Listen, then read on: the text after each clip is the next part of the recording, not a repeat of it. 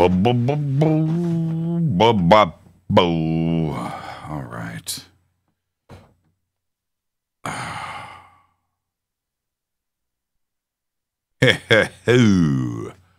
Ha ha ha. Okay, am I good? Am I good over there? Yeah. I think something. What's that popping? Pop. Pop. Pop. Pop. Pop. Pop. Huh, that's weird. Something is going pop. It's pop. Now it's gone. Yeah. Okay, cool. Got some kind of gate working overtime. All right, Monday, man. Oh, it just feels so good. I'm in a great mood. Today we got rid of some stress today, and it was just awesome. But check this out.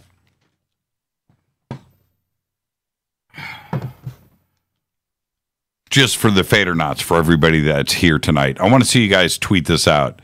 Mate Meyer. Okay, I posted this up over the weekend. I think maybe it was Friday, Saturday. But Mate Meyer sent this. Check it out.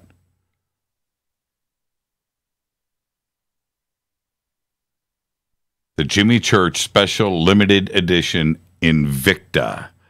This is the case that it comes in, right? Okay. The watch is here. I'll show you the watch in a second. So you open it up, and this is what, the watch goes here. And you open it up, boom. I'll take the watch out. Let me take the watch out. Look at that. Check it out.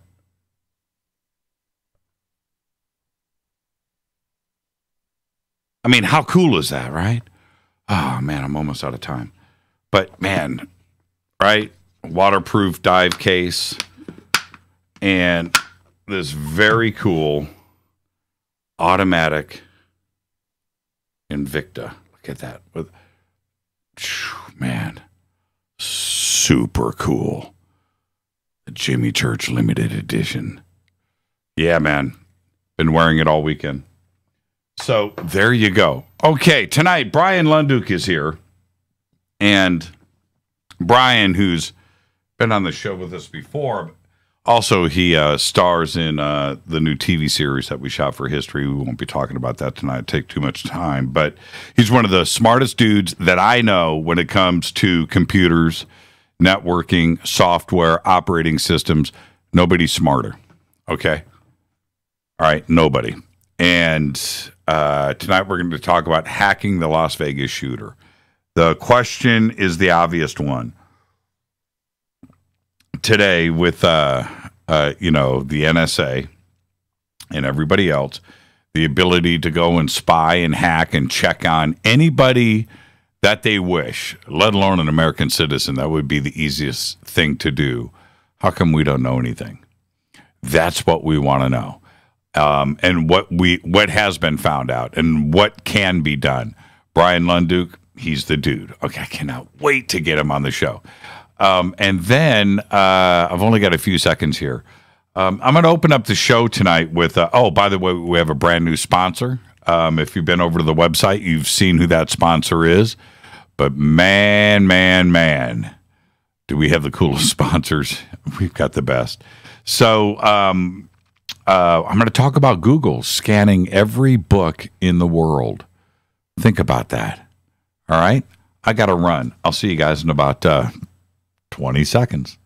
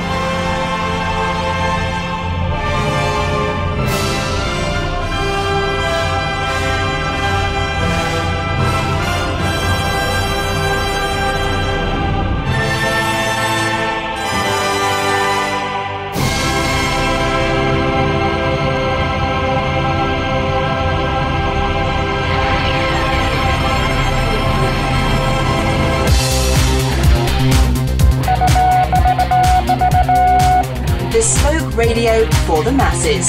Headline edition, July 8, 1947. The Army Air Forces has announced that a flying disc has been found and is now in the possession of the Army. If the game is rigged, change the game. Game changer. I occasionally think how quickly our differences worldwide would vanish if we were facing an alien threat from outside this world. This is Fade to Black with your host, Jimmy Church, on the Game Changer Radio Network and KGRA, the Global Radio Alliance. I need your help to get to the year 1985. You are listening to Fade to Black with Jimmy Church on the Game Changer Network. Well, good evening.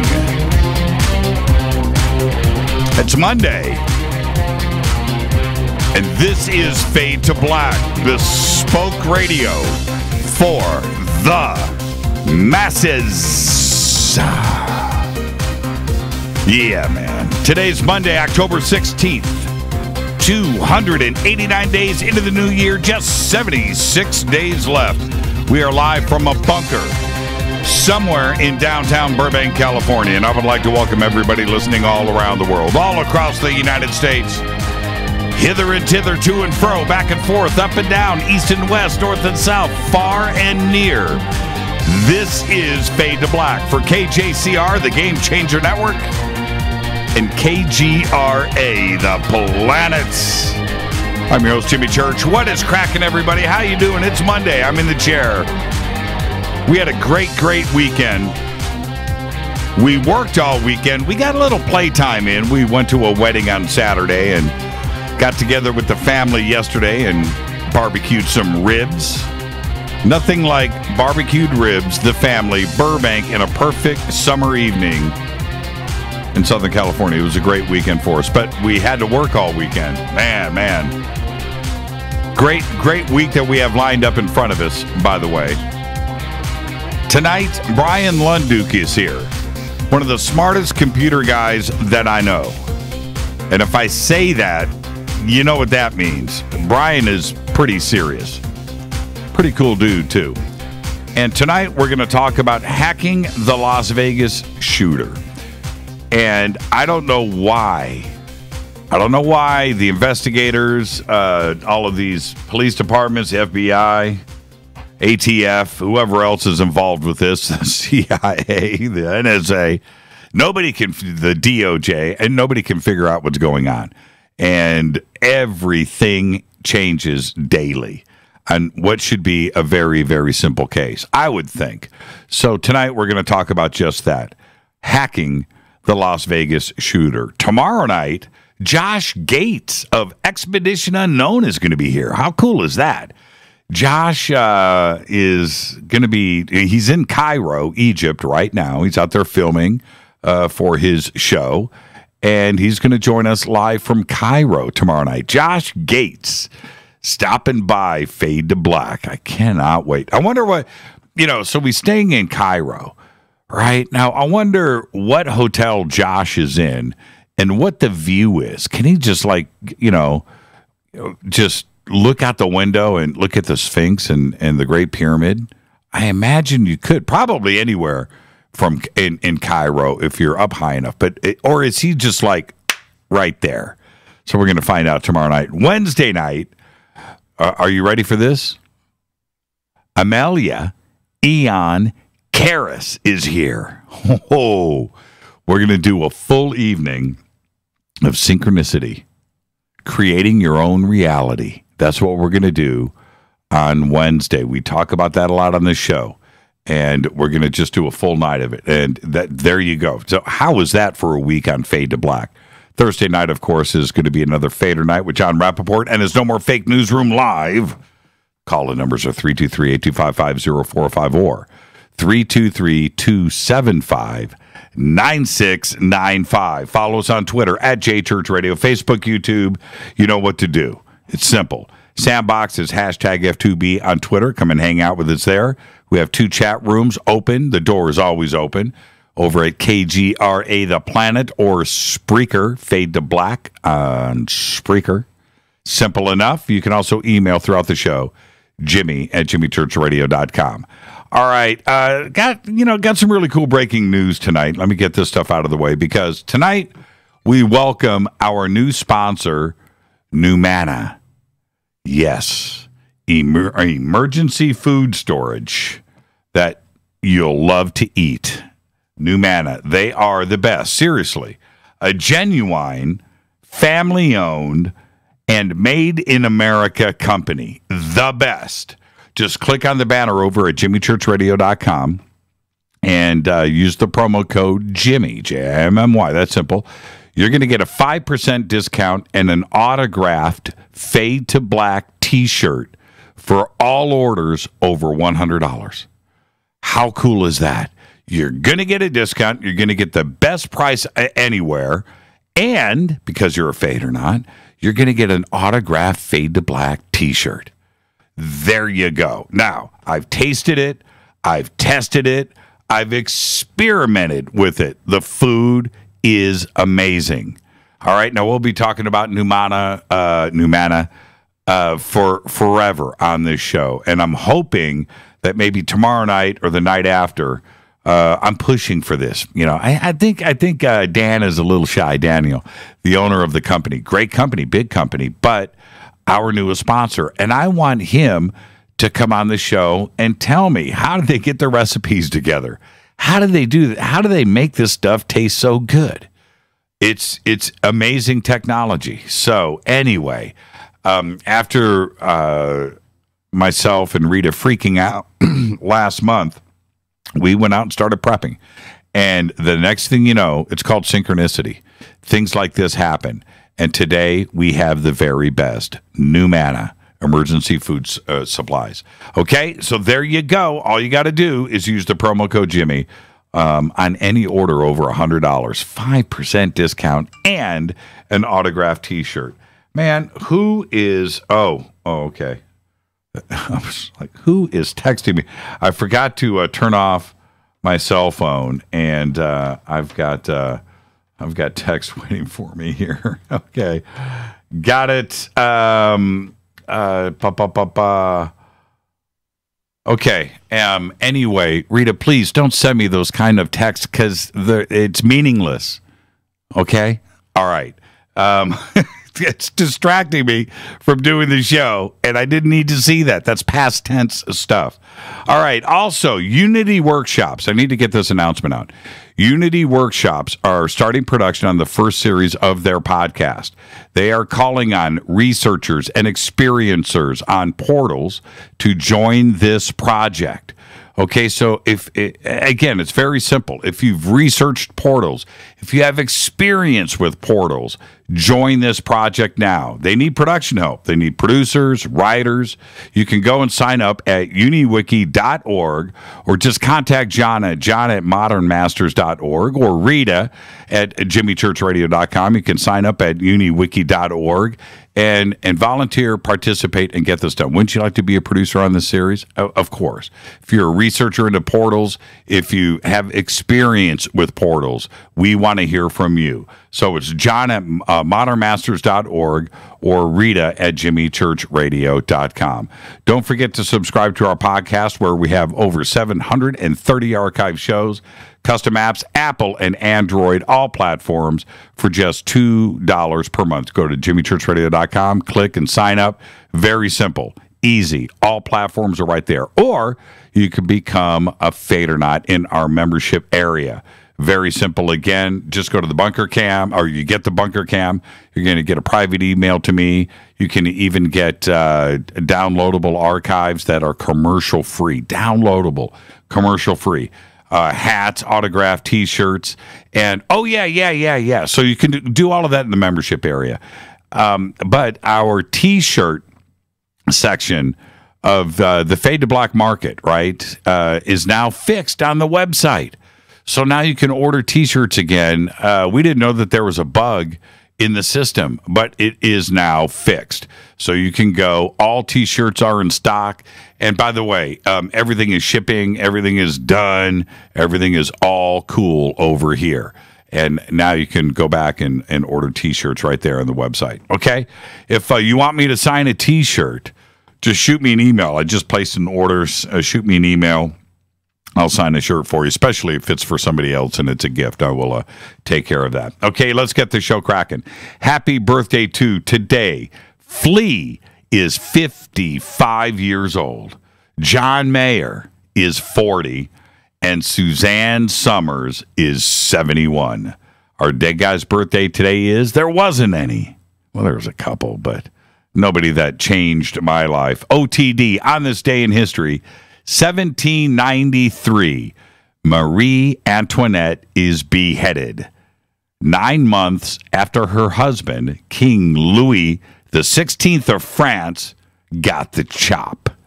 On this day in 1793. Fate or fact, Steven Spielberg's ex-wife received a divorce settlement of $100 million after a judge invalidated a prenup that Spielberg had written on a napkin. And that is a fate or fact. Now, tonight, very special guest Bryan Lunduke. We're going to be talking about hacking the Las Vegas shooter. And we're going to get all of the updates and discuss this fascinating, not only case, but event, tragic, that went down in Las Vegas. And today, here we are, 2 weeks after, and we know nothing. We know the guy's name, and we don't even know if that's legit. Tonight, the hacking of the Las Vegas shooter. Okay, so, and tomorrow night, Josh Gates is going to be here from Cairo Live. But right now, I want to talk about, as I take a sip off of this River Moon coffee. Don't forget to visit all of our sponsors. Life Change Tea, River Moon Coffee, everybody that New Pharma, GNU Pharma, all of the sites, all of the science, Ancient Life Oil, Sacred Skulls, now New Mana, and of course, Bearing Optics. All of the information you need is over at jimmychurchradio.com. Every banner is ready to go. Click on it and go visit all of our sponsors. Now, Google's secret effort to scan every book in the world, codenamed Project Ocean, began in earnest in 2002 when Larry Page and Marissa Mayer sat down in the office together with a 300-page book and a metronome. Page wanted to know how long it would take to scan more than 100 million books. So we started with one that was just lying around, and they had a metronome, and they set that up to, keep a steady pace on the pages and the flipping. He and Meyer paged through the book cover to cover, and it took them 40 minutes to scan the book, 300 pages. Google approached the University of Michigan, a world leader in book scanning, to find out what the state-of-the-art in mass digitization looked like. And Michigan told Google that at the current pace, digitizing their entire collection at the University of Michigan, 7 million volumes, was going to take about 1,000 years. Well, Google told the University of Michigan that they could do it in 6. By 2004, Google had started scanning. In just over a decade, after making deals with Michigan, Harvard, Stanford, Oxford, the New York Public Library, and dozens of other library systems, the company outpaced the production. They had scanned about 25 million books. It cost them around $400 million. Now, it was a feat that just not of technology, but logistics. Now think about this. Every weekday, semi-trucks full of books would pull up at designated Google scanning centers.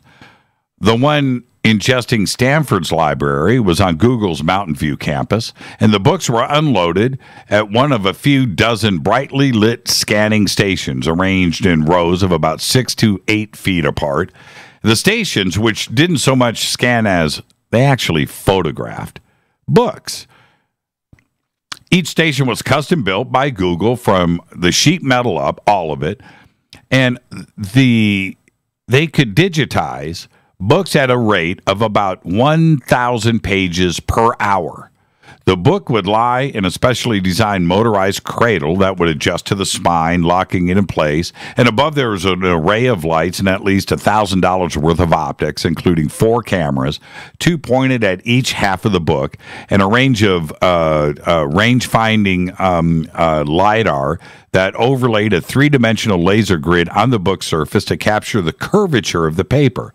The human operator would turn pages by hand, and no machine could be as quick or as gentle, with the pages as you doing it by hand, and fire the cameras by pressing a foot pedal, right? So the human would flip the page, and hit the foot pedal, flip the page, hit the foot pedal. In August 2010, Google put out a blog announcing that there were 129,864,880 books in the world. The company said they were going to scan them all. Upon hearing that Google was taking millions of books out of libraries, scanning them, and returning them as if nothing had happened, authors and publishers filed suit against the company, alleging, as the authors put it simply in their initial complaint, massive copyright infringement. Now, when Google started scanning, they weren't actually setting out to build a digital library. No. A library where you could read any book there in its entirety. That idea would come later. Their original goal was to just let you search books. For books and copyright, all they would show you were snippets, just a few sentences of context around your search terms. They likened their service to a digital card catalog that you would find in the library when you were kids. Remember the Dewey Decimal System? You get it. Now, check this out. This is where it starts to get nuts. Statutory damages for willful infringement of a copyright can run as high as $150,000 for each work infringed. Now, Google's potential liability for copying tens of millions of books could have run into the trillions of dollars. A lot of money, even for Google. Now, instead of asking anyone's permission, Google had plundered libraries. This seemed obviously wrong, and it does, right? Just going in, grabbing books off the shelf and copying them, right? It just didn't seem right. For sure, it was wrong, and letting Google get away with the wholesale copying of every book in America is setting a pretty dangerous precedent, one that might well render all copyrights everywhere worthless. Now stay with me. What became known as the Google Books Search Amended Settlement Agreement came to about 165 pages and more than a dozen appendices. It took 2.5 years to hammer out the details. And this was going to court, and people were suing, and they were trying to stop this. Now, they described the negotiation as 4-dimensional chess between the authors, publishers, libraries, and Google. And of course, there's other players too. You know this. Everyone involved, and I mean everyone on all sides of this issue, thought that if it were going to get this thing through, that this would be the single most important thing they did in their career. So nobody took their foot off the gas. Ultimately, the deal put Google on the hook for about $125 million, including a one-time $45 million payout to the copyright holders of the books it had scanned, something like $60 per bust, right? Along with $15.5 million in legal fees for the publishers, $30 million to the authors, and $34.5 million towards creating the registry. Now, It also set the terms on how to deal with out-of-print books. Newly freed, right? They would be displayed and sold. No more copyright. Copyright law is strange. I don't have the time to get into the details of it here. The United States has their copyright laws. Europe has theirs. And then the rest of the world has, depends on what country you go into, what the copyright law is. By and large, in Europe, you are covered under copyright for the life of the author plus 50 years. Automatic coverage. And the bulk of books, especially the older ones, they're all from Europe, right? Before 200 years ago, there wasn't anything, 250, there wasn't anything really published here in the United States. The great publishing houses were in Europe. So anyway, and that includes Russia and, and China, and they were publishing in Japan. But under the agreement, Google would be able to preview up to 20% of a given book to entice individual users to buy it, and it would be able to offer downloadable copies for sale, with the prices determined by an algorithm or by the individual rights holder, in price bins initially ranging from $1.99 to $20.99 per book. All of the out-of-print books would be packaged into an institutional subscription database that would be sold to universities where students and faculty could search and read the full collection for free. Right? Now think about this. The paragraph 4.8 of the agreement, it describes in bland legalese the creation of an incomparable public utility, the public access service that will be deployed on terminals to local libraries across the country. So theoretically, you could go up to one of these Google terminals in a library and read just about any book in the world. The publication of the amended settlement agreement to the Authors Guild and the entire case was headline news. It was quite literally a big deal that would involve the shakeup of the entire industry. You got to think about this. Authors, publishers, Google's rivals, legal scholars, librarians, United States government, and the interested public paid attention to the case's every move. When the presiding judge, Denny Chin, put out a call for responses to the proposed settlement, you got that. Those came in droves. Certainly, Google's competitors felt put out by the deal because Microsoft, predictably, argued that it would further cement Google's position as the world's dominant search engine. Microsoft has got Bing, and if Google's got the entire library of the known world in their database and nobody else does, think about that. Microsoft put their foot down. They were saying, man, it's going to be a monopoly by making it the only one that could legally mine out-of-print books. Amazon, they weren't going to lay down. They're the biggest book retailer in the world. Reseller and retailer. They sell used books, right? So Amazon, worried that the settlement allowed Google to set up a bookstore that no one else could. Anyone else who wanted to sell out-of-print books, they argued, would have the clear rights on a book-by-book basis, which was as good as impossible, whereas the class action agreement gave Google a license to all of the books all at once. Think about that. It's the Library of Alexandria, owned by Google. Despite eventually winning the Authors Guild versus Google won, and having the courts declare that displaying snippets of copyrighted books was fair use, the company was all but shut down. The scanning operation, Google stopped. Now, this is strange to me. The idea that somewhere at Google there is a database containing 25 million books, and nobody, and I mean nobody, is allowed to read them. It's like that scene at the end of the first Indiana Jones movie where they put that Ark of the Covenant, they put it in the, you remember? They cased it up and sealed it and crated it up and rolled it down and just, you remember that? On some crazy shelf, and it was just lost in the chaos of that vast warehouse, right? It's there. These 25 million books are there. Think about this. People have been trying to build a library like this for ages. To do so, they said it would have, you'd have to build something the size of everything, and you just couldn't do it. Digitizing it is the way to go. Amazon has been trying to do this for a very long time. Google could have pulled it off.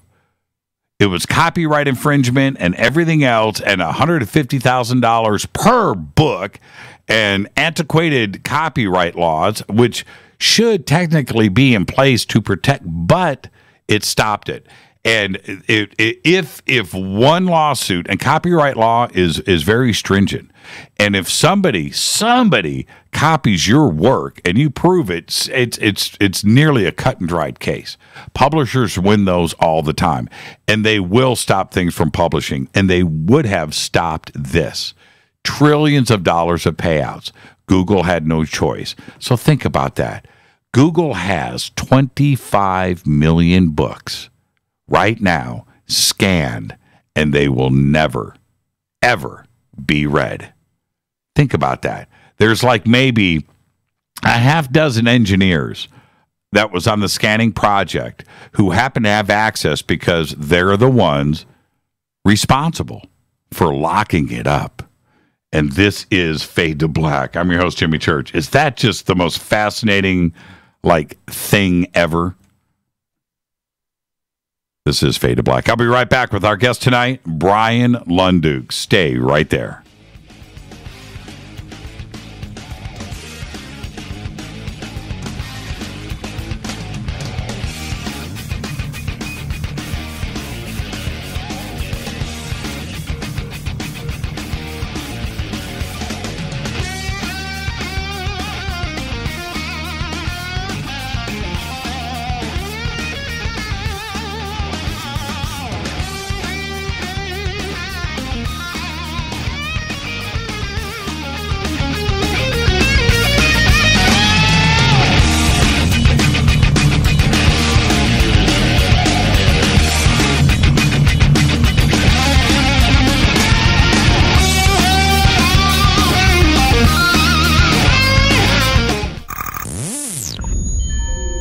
You're listening to Jimmy Church, Fade to Black.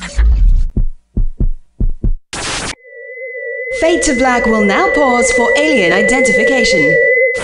The station that talks the net. KGRA Radio. When you take the beans from Central America with dashes of Indonesian and African mixed in and then roast it to the dark side of Fade to Black, you create the ultimate brew of fringe. Introducing the Fade to Black blend from Rivermoon Coffee. Yes, Rivermoon's darkest customized roast was created for the love of Fade to Black. The alchemy of masterful roasting and smoking the beans is in every sip of this full-bodied dark Java. I need my coffee dark, deep, with distinct bittersweet chocolate highlights, just like the bunker. Leaning further into the darkness of the roast is Fade to Black blend from Rivermoon Coffee. Just click on the banner at jimmychurchradio.com and use the promo code F2BBLEND for 15% off of your order today. Go Beckley Teppy. Hi folks, let's wind the clocks back 60 years. Food was different.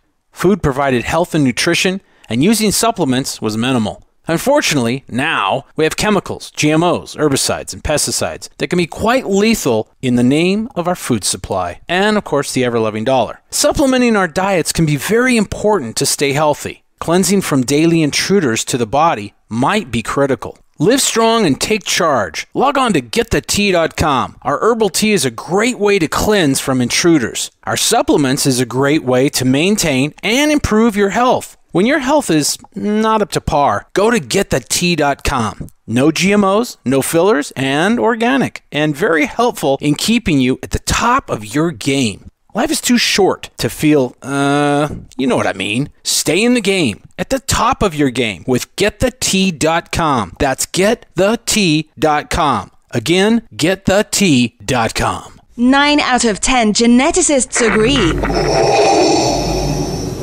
Fade to Black is not your father's radio show. on the Game Changer Radio Network and KGRA, The Planet. Win big with KGRA this summer. Tickets and hotel accommodations to the biggest conferences, autographed books and DVDs, chances to win all-inclusive conference cruises, and private dinners with your favorite KGRA hosts. Click the contest tab at kgraradio.com for your chance to win big this summer. Your contact for the best alternative talk radio on the planet. kgraradio.com. Hi, this is Rob Reiner from Anvil, and you're listening to JimmyChurchRadio.com. What's up? I'm Chris. What up? This is Kyle Massey, and you're listening to Jimmy Church Radio.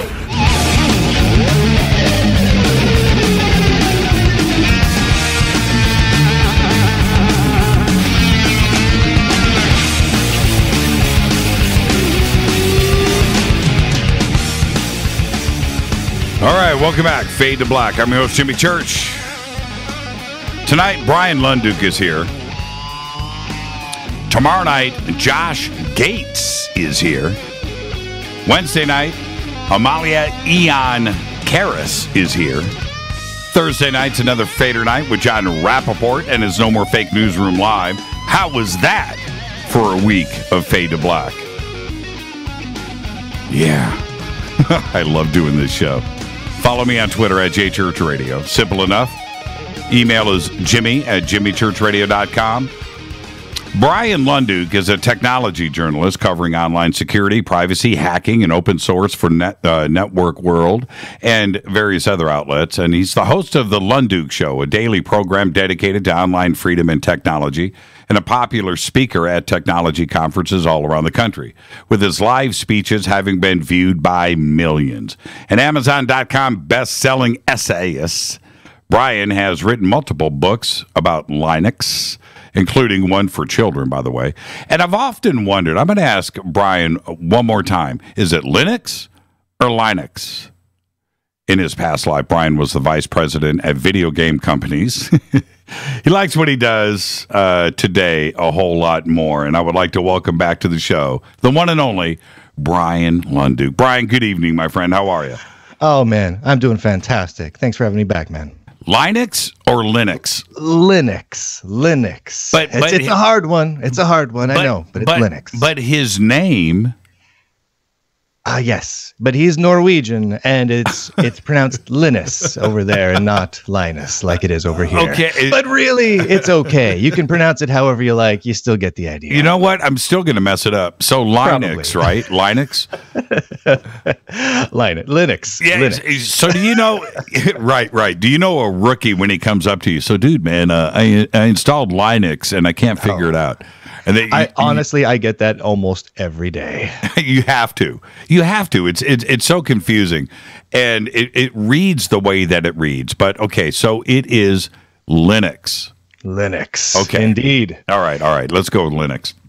Hey, man, we have a lot of stuff to talk about. Could I sidetrack you to what you were talking about before you brought me on for a second? Yeah, because it is a fascinating story. It is a fascinating story. Do we have 2 minutes to detour? Because when you were talking about digitizing all of those books and how those are stored digitally, there's a little story behind where those are stored. Where are they stored? So a significant portion of them are in the Google data center in the Dalles, Oregon. It's known as Project O2. They built this mammoth data center in the middle of Oregon, right on top, right next to the Columbia River, literally just right next to it. And they did that so that they could pipe in all of the water from the Columbia River and pump it up into these multiple, like 3 or 4 story tall water towers. And they use those to cool the servers and keep them from overheating all the time. So they constantly have an influx of ice cold water coming in from the river just to keep it cool. And that data center is absolutely mammoth. If you go to Google Maps or whatever other map service you want to use, punch in Google Data Center at the Dalles, DALLES in Oregon, and you can zoom into the satellite view on that one, and it is huge. It is mammoth. It's this multi-building complex. And if you look at it and you look at the size of the cars on the satellite compared to the buildings, and you start realizing that those buildings are many stories tall and filled with servers, you start realizing that the amount of data that's in there is absolutely astronomical.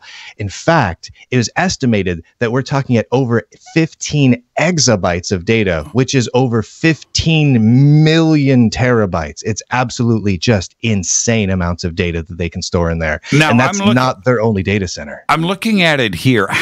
Okay, let me go to 3D. Okay, how tall are these buildings? Several stories tall. They're so huge. I think we're looking at probably around 4 stories or so. Right. How this is you know what? Ginormous is not a big enough word. Not nearly big enough. Now, Wow. The crazy part is, what gets really mind-boggling is that Google has multiple data centers like this all across the world. This was the second major one that they built. Now, a lot of that data is, in theory, mirrored by a data center that's outside of Provo, Utah, by the NSA called the Bumble Hive. Yeah, right. Which, if you look at that, it's called the NSA Utah Data Center. It's shaped kind of like a gigantic banana. Yes. But we have no idea what's going on in there because they're obviously a little bit on the secretive side. But if you think about it, that Bumble Hive one, and if you look at downtown Provo, Utah, and you scroll around until you find a gigantic series of buildings that look like a banana, you know you found it. But that one should be able to store multiple things the size of the Google data center, which is just mind-boggling. How many individual servers are racked up in one of these buildings? Do you have if you any think idea? about it, so if there's, let's say that the building's 4 stories tall. I tried to do the math on this at one point. Right. You've got 4 stories tall. Let's say one of those stories is just, maintenance tubing, pipes for all the water coming through to keep it cool. So 3 stories, the length of multiple football fields, each rack. So each one single, foot to head height rack stores, let's say 12 rack servers in them. And then, so that's 12 servers per the size of a man. So multiply the size of a man times however many men you can fit in multiple football fields long times 3 stories tall. You've got, thousands and thousands and thousands of servers at a bare minimum. So I'm looking at it here. The middle building of the main complex, that middle building is 6 stories tall. The second half of it is 4 stories tall right there. And then, so you can see it, you can count it. I'm looking at it here in Street View. And then the building behind it, the one with all the cooling towers on it. Let me go back up to a satellite view. God, this is just crazy. It is. It's insane. And it kind of dovetails in what we're going to talk about a little bit later tonight. But the amount of data that can be stored there, you should be able to fit all of those books that Google scanned and stored in a very tiny fraction of this data center. Wow. A very small, like not necessarily just like a closet, but the equivalent of a closet. It's a very small corner. And there's 1, 2, 3, 4, 5, 6, 7, 10 cooling towers on the end of this building. Yeah. So that's it. It's 8 stories tall. The front half of it is got a 4-story chunk that goes all the way down the front, and then it's another 4 stories underneath it. But yeah, look at these air conditioners. Holy crap. Exactly. And it's fascinating. So I don't know if you heard about the Oregon fires that were happening here recently. Yes. But the Oregon fires actually came in within just a few miles of this data center. And at one point, someone had a webcam pointed out across the river, basically looking at the data center. We were all just waiting for it to all catch on fire. No, you know what? They probably have their own fire department, right? You'd hope so. With the amount of money that they've put into that, you would seriously hope so. Well, and the other thing is there's a lot of dirt around this thing too. It looks like they've cleared out anything that could burn. Yeah, is gone. Man, that is just incredible. Look at the Powder Pure. I like these names of these buildings. That's pretty cool. But there it is, Google Data Center. Incredible. Yeah, Project O2. Yeah, and to think about that, for them to dump and lose $500 million, right? $500 million bucks. that they spent. They scanned all the way to, they basically shut it down in about 2014, but let's call it 2012. They started in 2002, 2003. So they spent 9 or 10 years on this project. They got 25 million books in. Remember, University of Michigan said that it was going to take 1,000 years to do 7 million books. Yeah. And which actually sounds pretty reasonable to me. But to get 25 million books done, and their goal was to get all 129 million on the face of the earth eventually scanned, they could have actually pulled it off. They could have. Man. They absolutely could have. And what boggles my mind is that as massive as that project is, it is a tiny drop in an enormous bucket of data that Google has collected and stores forever. And see, and here's the other, if there's a good side to the Google project, it's this one. A lot of books, the majority, like 99% of books are never read. They sit on shelves forever. Nobody knows who, what, when. They don't know, right? But if you can turn around and have access to those books, where you can do search terms, that now you have access to books that they would have never been read, right? But now they will never be read. That's the crazy part about this. It's sad, isn't it? Yeah, because money came into play. Yeah, it's sad. I have very mixed feelings because I personally think that project is amazing for all the reasons that you stated. And me and Google, I've got some mixed feelings about Google and surveillance personally. And you do. But just the same, that project was a truly impressive one. And also, Amazon had said once that they were going to digitize everything in the world, right? So why were they upset? Because Google was possibly going to beat them to it. Why shouldn't they just get along and get this project done and figure out a way to work together on this?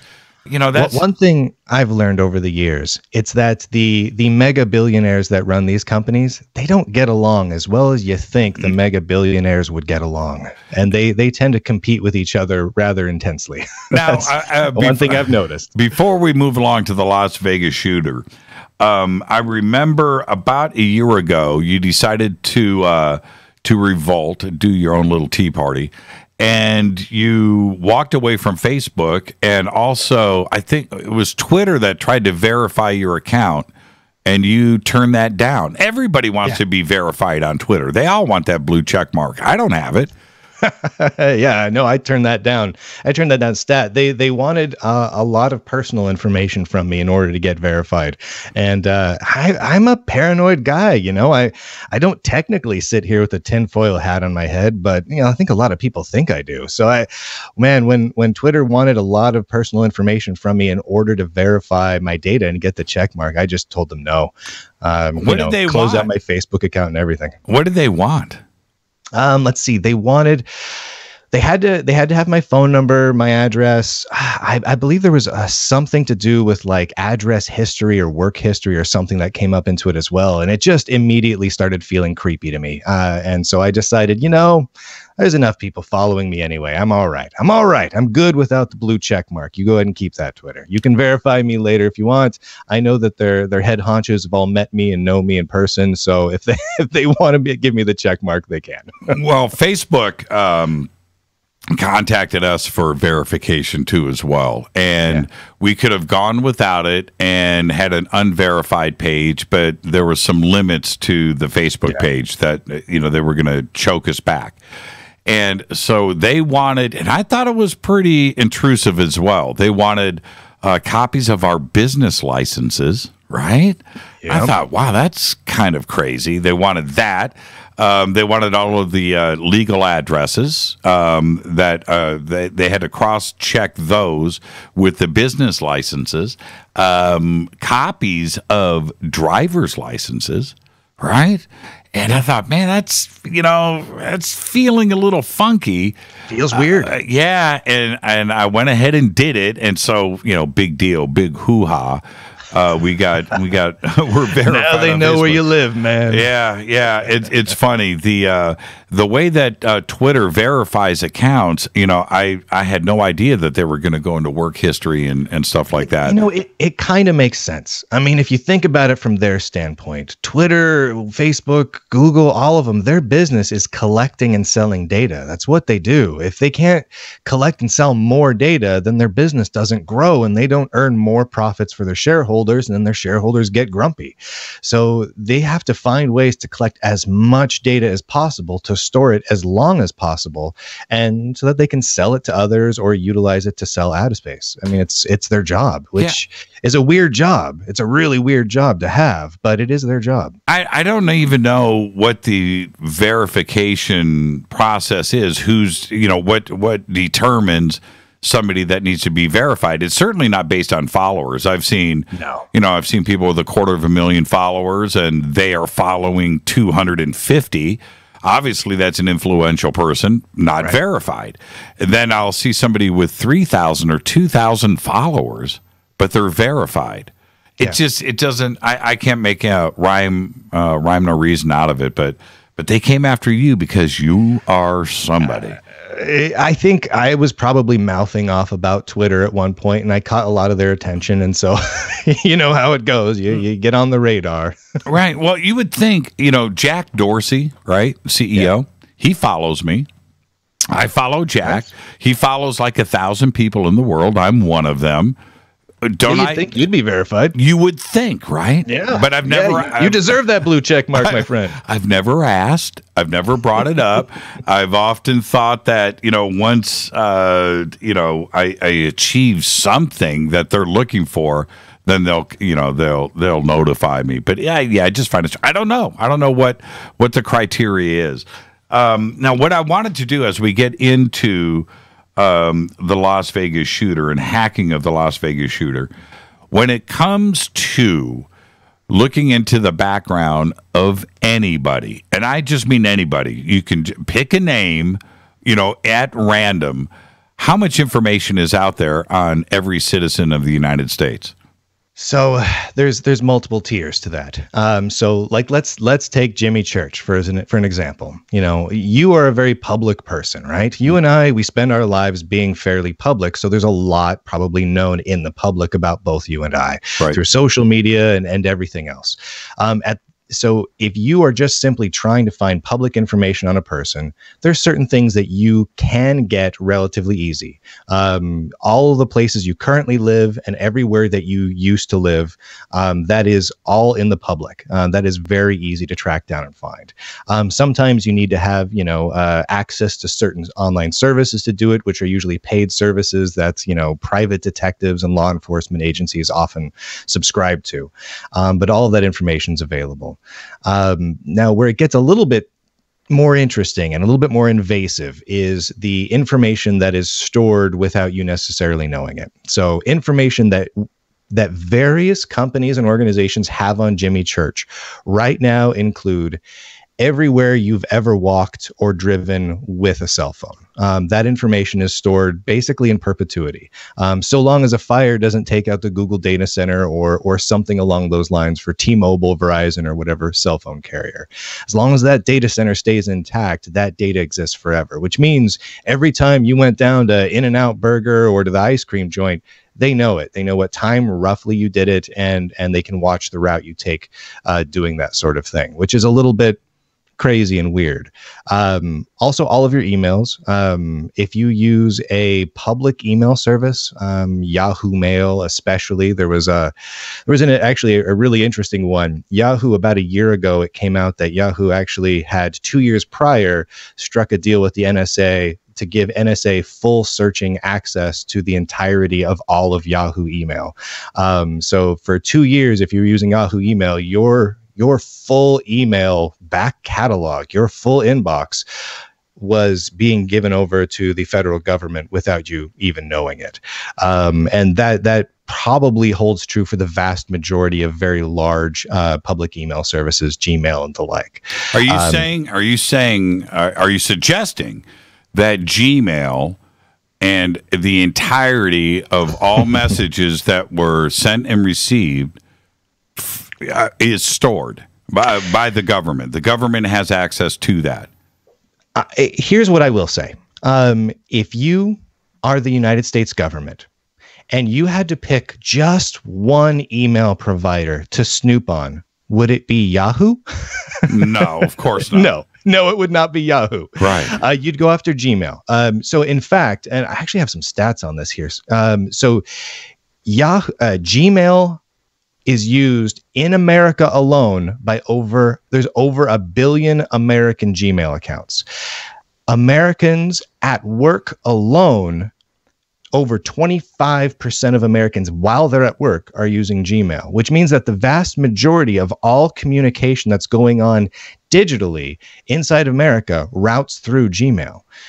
If you were the United States government and you were going after even just one email provider, it wouldn't be Yahoo, which tells me that they have access to Gmail as well. I know that if I were in charge of whatever program within the federal government it is that does this, and the only one I went after was Yahoo, I would probably get a very bad performance review in my job. Right. So realistically, that is, in all likelihood, you simply have to assume that they have access to it. The other side of it is when you start to look at the multiple data centers that the United States government has and the size of them, it wouldn't necessarily make sense for those to exist if they didn't have direct access to Google's data and weren't, at least for the most part, mirroring that data. It's the Bumble Hive in Utah alone should be able to mirror the vast majority of what Google has archived and stored. So it wouldn't have made sense to spend whatever billions of dollars they spent building that if they didn't have access to it. Now, what about private email servers like what I have? It gets a little bit harder. If you've got a private email server sitting on your own server somewhere in your own domain, they got to come after you specifically. That means that they have to think that Jimmy Church is important enough to get access to Jimmy Church's email. And that takes work. Assuming your server is fairly well up to date, has most of the patches applied, and is fairly well locked down, it is semi-secure. Right. There really is no such thing as fully secure email. Email was never designed to be extraordinarily tight security-wise. So there's just no foolproof, super secure internet service. There's a couple out there, one called Proton Mail and a few others that do a little better job than most, but there really is no fully secure system. But if you are using your own, like I use my own, right. So they have to come after me specifically. If you're using Gmail and they go after one person's Gmail, they've got everyone's Gmail account. And it's just a much easier thing for them to do. It's better bang for their buck. Yeah, so that's what we do.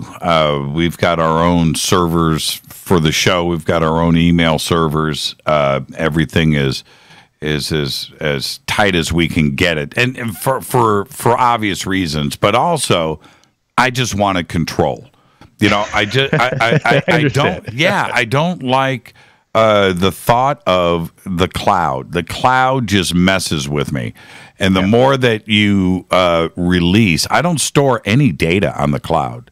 You know what I store on the cloud? The stuff that I can't stop from storing on the cloud, like my iPhone. Yeah. Right? That bothers me, that is constantly uploading every time I charge it, and that just bothers me. I try to. It should. Yeah, I offload. This is what I do. I hope that you're going to say it's a good idea. But I offload all of my images and video from my iPhone onto my own hard drives, and I delete it off of my iPhone so it's not going to the cloud. Right. I've seen so many people complain about that. Man, I can't get my stuff off of the cloud, and it's and now I'm kind of stuck. Can anybody help me here?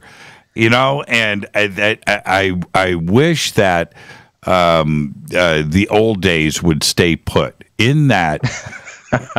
Right?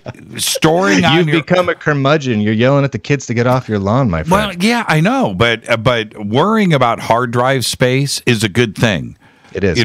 Worrying about your cloud passwords because you screwed up, or a data center that just burned out, or whatever it is. Yes. I would rather have my stuff here, and if I blow it, then it's my fault. Right. You know, this kind of brings up an interesting thing. There's a quote from a very wise man, a man named Richard Stallman, who is kind of one of the legendaries within the free software and open source movements. He's quoted often as saying, "There is no such thing as the cloud. There's just somebody else's computer." If you upload something and you think you're uploading it to the cloud, all that means is you're sending it to someone else's computer. It may be a big server, it may be a rack of servers, but it's someone else's computer that someone else has full control over, and you have no control. Zero. That's it. I have here in the bunker, I've got two 2-terabyte backup drives, right? I've got 2 500 gigabyte, a little bit older, not by much, by the way, backup drives that are full. But I'm constantly dumping my data over to there. I've got 1, 2, 3. I have 3 cloud backup accounts that I've never used. I just don't use them. I've never uploaded to the cloud. And that's it, man. If you're going to call me, if Lunduke's going to call me a Luddite, fine. Hey, man. Fine. Count me as a proud Luddite member. I carry the card, no doubt about it. Now, we're going to head towards a break right here. When we come back, we're going to go feet first into this Stephen Paddock Las Vegas shooter situation. But why is it, and you can help me set up for where we're going to go, why is it that we don't have any information? Are they actually struggling on trying to find data on this guy? No, there is an absolutely mammoth amount of data on him. Why we don't have the data, or at least the data isn't public, that's the confusing part. And one last thing, and then we'll hit the break. There's been more now, but I only found 2 photographs of this guy on the web. He's got to be the most least photographed person ever in the history of the known universe. I find that very interesting. Considering he spends all of his time in the most photographed and videotaped place on Earth and apparently has multiple cell phones, yeah, it's a little weird. Yeah, bingo. Our guest tonight, Bryan Lunduke. We are going to do it all tonight. This is the Hacking of the Las Vegas Shooters special event. We'll be right back more with Bryan right after this. Stay with us.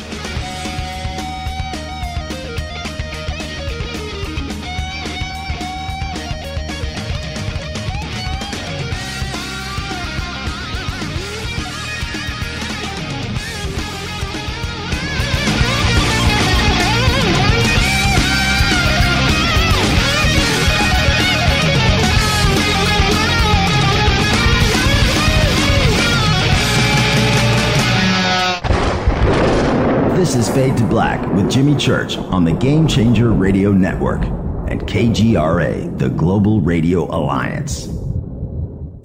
This is KGRA Digital Broadcasting Station, Salt Lake City, Utah, Van Buren, Arkansas. Hello, Fadernauts. This is Jimmy Church, and I'm introducing New Pharma, a company whose products are based on science. Human function based on the endocannabinoid system, or ECS. New Pharma firmly believes in this science, and their research indicates that support of the ECS provides the beneficial effects for a healthy lifestyle. New Pharma's science includes relief capsules for pain relief, sleep capsules, which are natural support for occasional sleeplessness. Foundation is support for your ECS, and Fit capsules support your active lifestyle. Just click on the banner at jimmychurchradio.com and use the promo code F2B for a 33% discount on all of their products. Or visit newpharma.com for all of the knowledge on the science. That's GNUpharma.com. Go back, Lee Tappy. Hello, I'm Katie Lee, and you're listening to my main man, Jimmy Church, on jimmychurchradio.com. Hi, this is Ray Hobbs here, repping the planet, and you're listening to my good friend, Jimmy Church, Fade to Black, on the Game Changer Network and the KGRA Digital Broadcast Station. This is Toby Kebbell. You're listening to jimmychurchradio.com. Don't hurt me, Jimmy. I'm only little. Hey, I'm Adrian Grenier. And this is Ari Gold. We're the Honey Brothers. Yes. We are of the Honey Brothers. Hey, I'm Adrian Grenier. And I'm Ari Gold. We're the Honey Brothers. And you're listening to Jimmy Church. The Revolution. Ancient Life Oil. Life-changing. The real oil. CBD is truly ancient life oil from the source. This oil has no psychoactive effect and is also legal in all 50 states. When you're healthy, you're happy. The truth about this wonderful plant is that it wants to give back to mankind life, longevity, and happiness. Ancient Life Oil are golden grade, all organic, non-GMO, and infused with high-quality liquid coconut oil. It's simple. Just go to ancientlifeoil.com today. That's ancientlifeoil.com. The best, purest, organic, and non-GMO CBD in the world. Go Beckley Tappy. The statements made regarding these products have not been evaluated by the Food and Drug Administration. These products are not intended to diagnose, treat, cure, or prevent any disease. Please consult your healthcare professional about potential interactions or other possible complications before using any product. This is Micah Hanks of the Gralien Report, and you're listening to Jimmy Church on Fade to Black, across the globe on the Game Changer Radio Network and the one and only KGRA Radio, The Planet.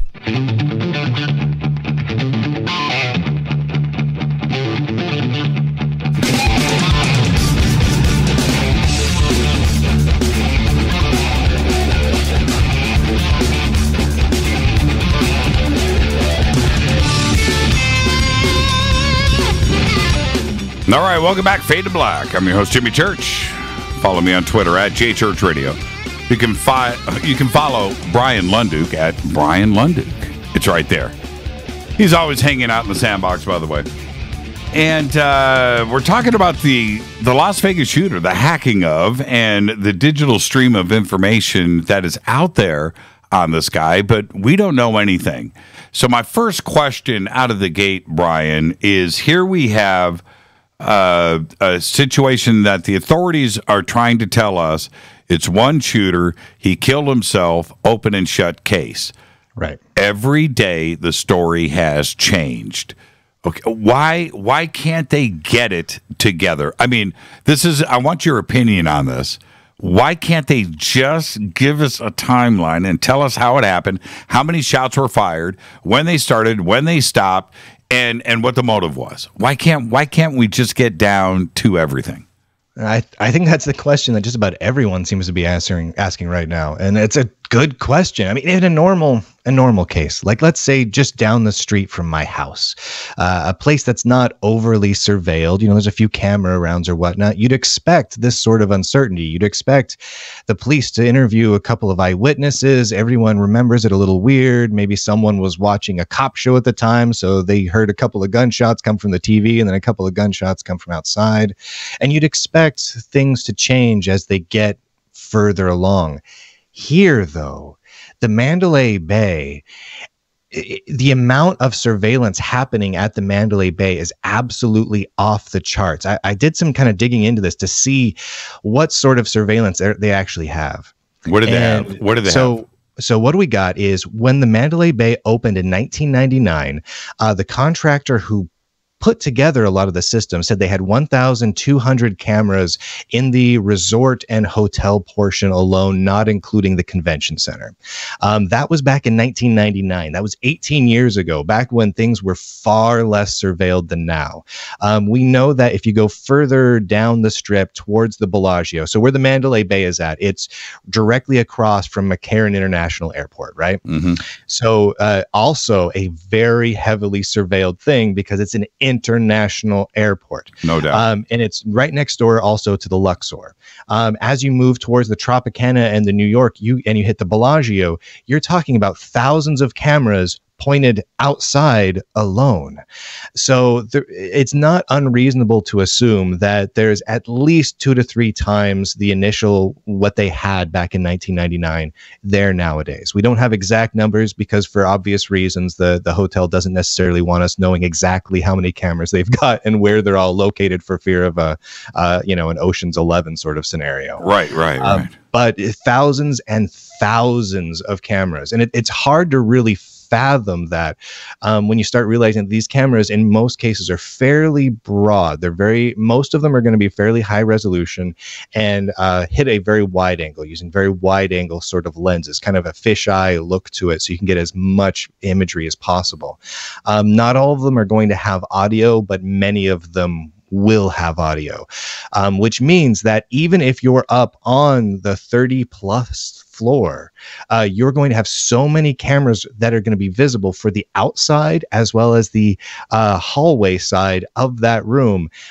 It would be almost impossible to not know exactly what's going on from the outside. So if someone breaks out a window, we should be able to know exactly when that happens. If someone shoots gunfire through a door, we should be able to know down to a second when that happened, because all of this is recorded. This isn't just a live stream where there's just a couple of guys who never blink looking at thousands of screens. Right. This is all recorded and kept long term and applied to facial recognition technology so that the hotel can use that to better serve their guests and to kind of, try and get more money out of their guests. That's their job. So it is baffling how the story has changed really at all. I guess I would understand it if, within the hour to 2 hours after the event took place, if the law enforcement simply hadn't collected the data yet. They hadn't gone down to the Mandalay Bay security office and gotten full copies of everything yet. But when you're talking about multiple days later, that raises a lot of red flags for me. This is such a heavily surveilled singular location that not knowing down to the second when things occurs just really can't happen. What about a social media presence? What did he have? Did he have a Facebook page, Twitter? I couldn't find much of anything that was still public. Anything that he did have seems to have been gone. I was kind of looking through what all I could find. Honestly, I could only find a couple pictures of the guy. It's amazing what little online presence this guy, this Stephen Paddock, actually had, especially when it's been reported that he had multiple cell phones on him and always had multiple cell phones on him. How many people have multiple smartphones on them? Very, very few. And even people with just one smartphone, well, they tend to have at least a few pictures of themselves at a cool place, or here's my dinner, or something. I'm not finding much of any of that with this, which is baffling to me. Do you think it is because they are covering up some type of operation, that maybe he could have been an agent, maybe he was some kind of MK Ultra? Well, or maybe undercover, maybe he was FBI, maybe he was CIA, maybe there was something else going on and he was part of an operation, maybe he was gun running. I don't know. So much of it doesn't make sense unless there's something additional going on that requires the government to either cover up something that they did or keep things quiet while they investigate something bigger, right? I mean, it kind of comes down to why were there reports of so many people who recorded the event or took pictures of the event or texted about the event on their phones and then gave their phones to the FBI, and then when they got their phones back, all of that data was erased? We've gotten so many reports of that at this point. Why would that happen? That doesn't normally happen. I've known people who've been, witnesses to crimes before and handed their phones over to the cops and said, here's my pictures. And, when the cops gave them their phones back, I've never heard of the cop wiped my phone out. This is the first time I've heard of that happening, certainly in mass like that, which would suggest to me that, they definitely don't want some information out there. What the reason is. I haven't the foggiest, but they clearly don't want some information out there. And then we have the curious case. I want to spend some time on this. It's already popping up in Twitter. The security guard and the security guard's story. Now, we've heard like 3 different versions of it now. Yeah. The timeline has been shifted. What was originally put out, if you are going to have a press conference and you're the chief of police, right? And you're the dude, and you got the stars on your shoulder, and you're stepping up, and you're presenting facts to the media. Those are supposed to be the facts, right? You can't go back and retract that statement, and especially when the statement completely pulls it's like pulling a thread on a sweater. It completely comes unraveled, and now the press doesn't know what to believe anymore because they printed yesterday what you had said as fact. Now they've got to go back and retract your statements to their readers, and the readers are going to go, now, wait a minute. What are we supposed to believe here? And that's exactly what's going on with this case, a case that should be, by and large, very simple. Very. It should be one of the oddly simplest cases ever. I mean, it's a horrible thing that happened, but there's so many cameras there, so many thousands of cameras pointed at every angle of the event itself. I mean, I don't want to make light of it, but it really should be something where we have so many angles on it. We should almost be able to do that thing that they do in movies where like you freeze frame and then the camera pans around the guy jumping in motion in 3D, it does like a full circle. We should be able to get almost every angle of everything that occurred. Obviously, probably not within the room itself for privacy reasons, but everything else, the windows on the outside, the event floor down below, the hallway, the door to the room itself, the elevators that were used, the parking garage, all of that should be very, very heavily surveilled. I'm not saying necessarily it should be in all places, but we know that this is Vegas and this is a very big hotel and that's how they work. The fact that we don't have that data now is a little bit disturbing. One thing that actually crops up into my mind when we're thinking about what if scenarios, right? What is happening here? Why don't we have the data? Is something being hidden? Is something being kept quiet while they investigate other things? Do they want to cover something up? There's a lot of what ifs there. And there's something that's really important to remember. Because there are thousands of cameras in the hotel itself. And then there's the hundreds, if not thousands of cell phones that recorded some information about what happened, even if it was just a blurry picture. Most of that data that came from the cell phones was not strictly stored locally. Most people have their Google and their Apple-based phones set up so that it syncs their photographs or their texts, etc., their iMessages up to their Google and Apple services, which means even if they're wiped off the phone, unless specifically Google and Apple went in and deleted everything from the servers, that means that Google and Apple still possess all of that data. And at some point, as we've seen time and time again, things get leaked. So if things are trying to be covered up, my guess is at some point someone will leak footage, someone will leak text, someone will leak pictures from the show floor on the ground, and we'll find out exactly what actually happened. How, when you delete a hard drive, now the reports are right now that are going around is that the authorities grabbed everybody's hard drives, cell phones, laptops, and erased them. Yeah. When you do that, how erased is erased? Okay, not erased at all, in fact. So how this works, here's the quick high-level primer. When you delete a file off of your drive, what you're really doing is you're changing a singular bit on your drive. It's an oversimplification, but for this case, it'll work. Okay. You change a singular bit that says this file is now deleted. When we need space for other files, feel free to overwrite all these sectors or all these bytes of information on this drive with the new files, the new pictures, the new movies. So until those portions of the drive are overridden with new data, that data can all be restored and recovered with theoretically 100% accuracy, assuming someone wants to take the time to do it. So if anyone has phones that they got back from the law enforcement with files removed, with messages removed, and they feel like they want to take it to someone who handles this sort of thing, a digital forensics or recovery specialist, they can probably get that data back unless the law enforcement specifically use tools that zero out those files, which My guess is they probably did not do. I would be surprised if they did. When you see somebody, I'm going to stay on this subject. We're going to come back to this in a second. But when you see, some of these black hats and these guys, and the authorities are kicking down the front door and they're pulling out the drives and hitting them with a Makita, right? And they're drilling through the drives. Can that information, is that drive at that point worthless, or can you still get data off that drive?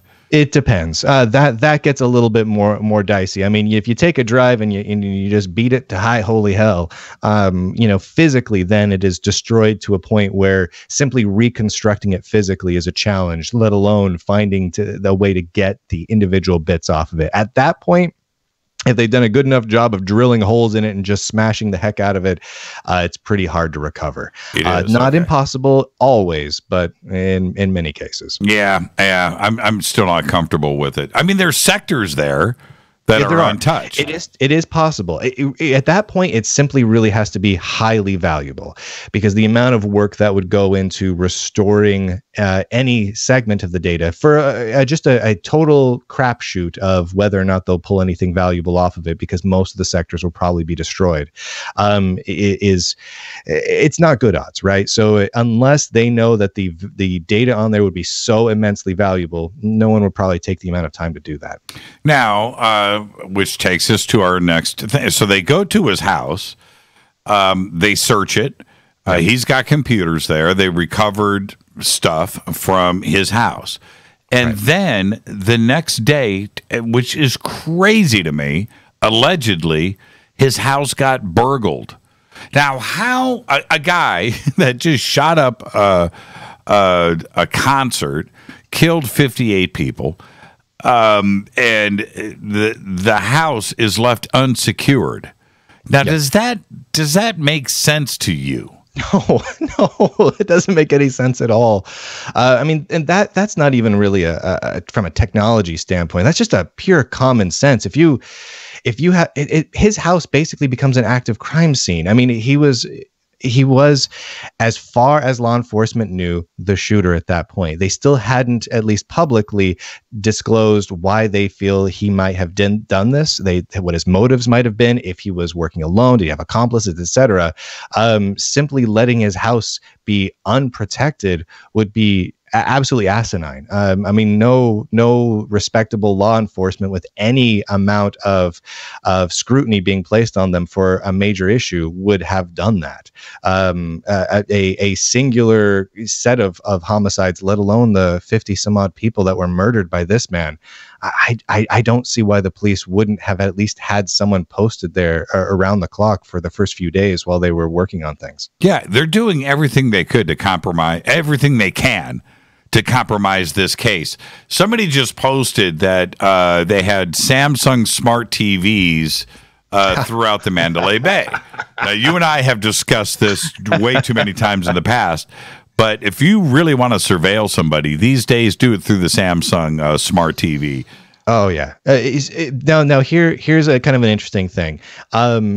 Those very, very insecure, very, very insecure. And as someone could have absolutely surveilled through that, but they would have had to know that they wanted to surveil through it at the time to do it. So assuming that nobody knew that Stephen Paddock was about to do what he did, and they wouldn't have known necessarily to surveil him, so they wouldn't have been able to activate the TV to do that.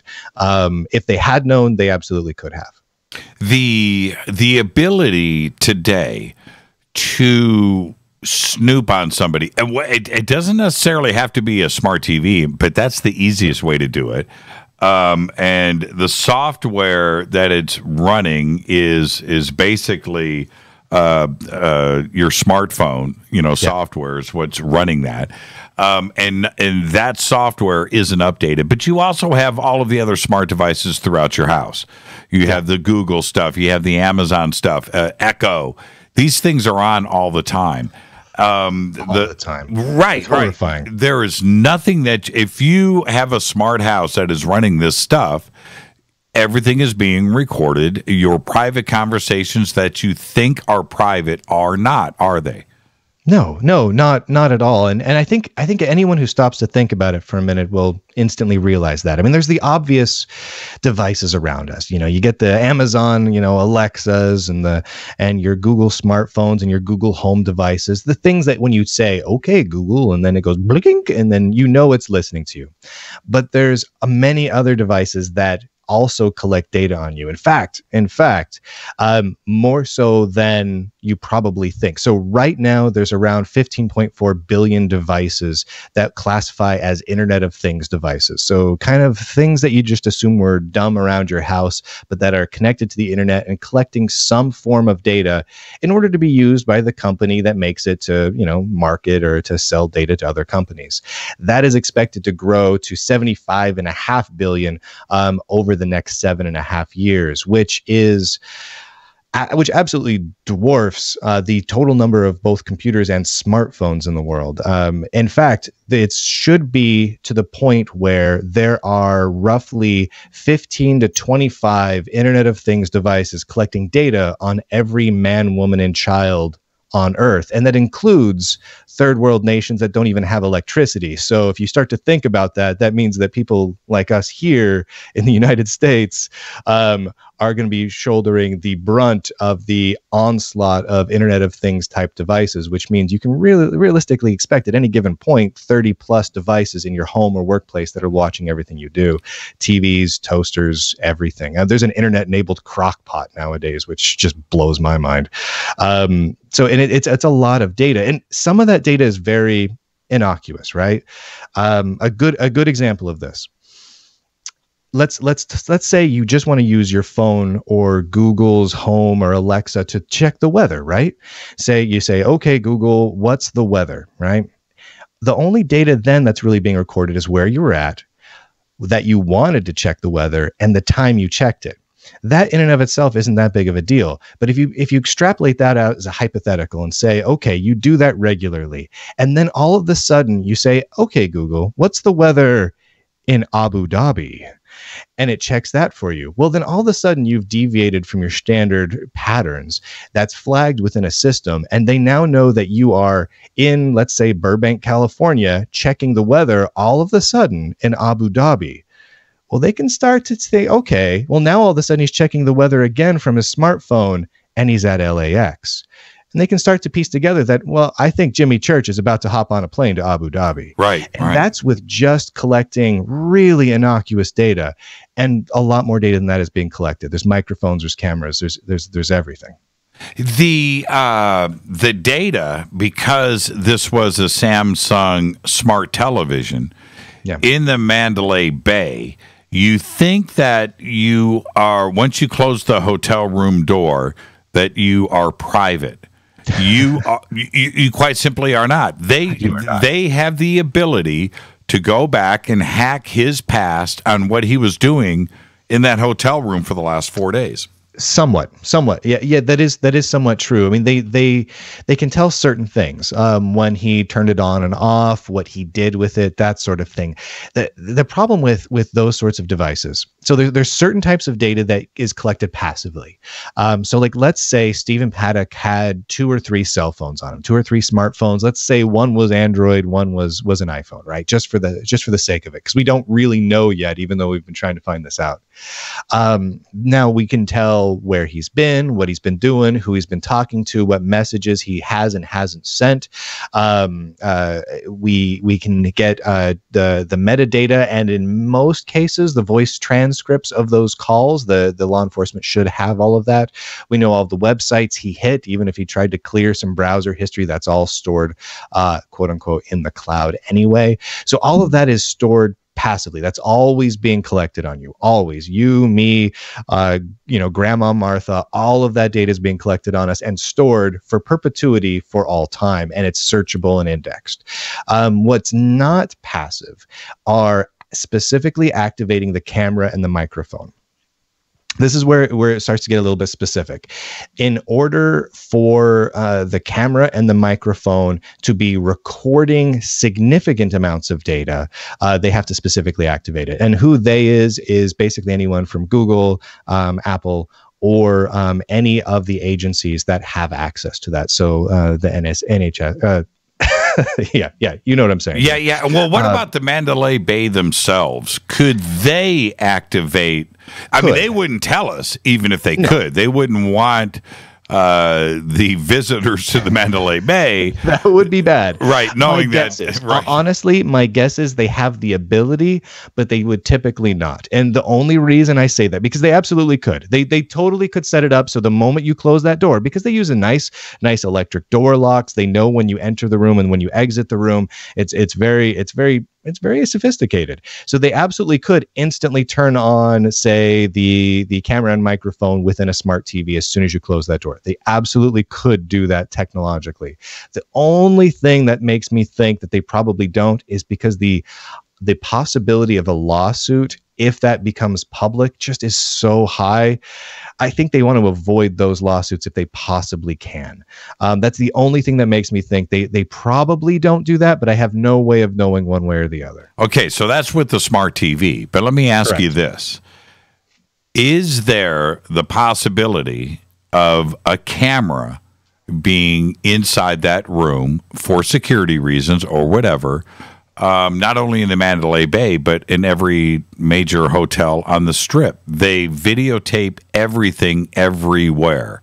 Do you think there is the possibility that the owners of these hotels have cameras in those rooms that they are not telling you about? I think that possibility is high. I think, again, if I were them and I was obsessed with surveillance for, just for my own business, right? So it's for my own money making usage and my own protection. Having those cameras, I could see.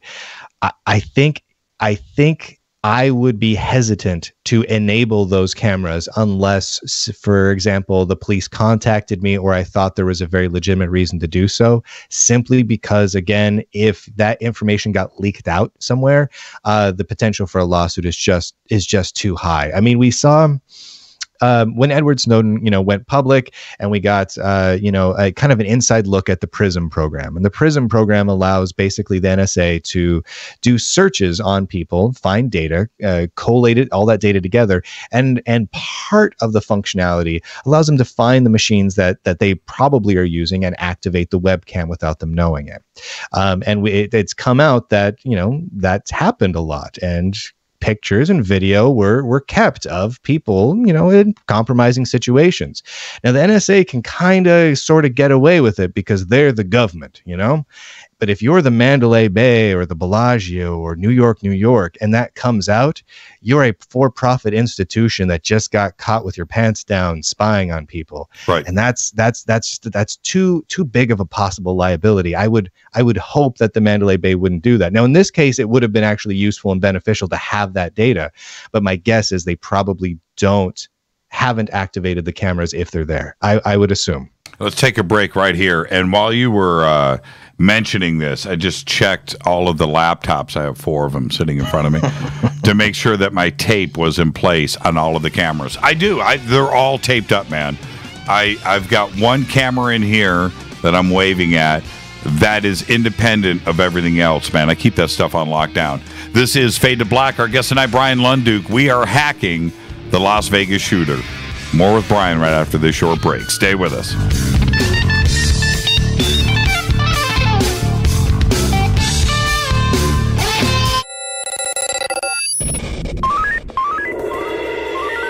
Way out here, we listen to Jimmy Church.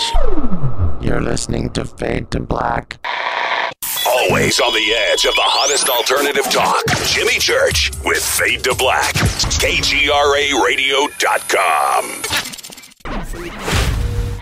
¿Qué tal, mis amigos? Yo soy Mario Carson, el tiburón, y los invito para que escuchen a mi buen amigo Jimmy Church Radio. ¡Claro que sí!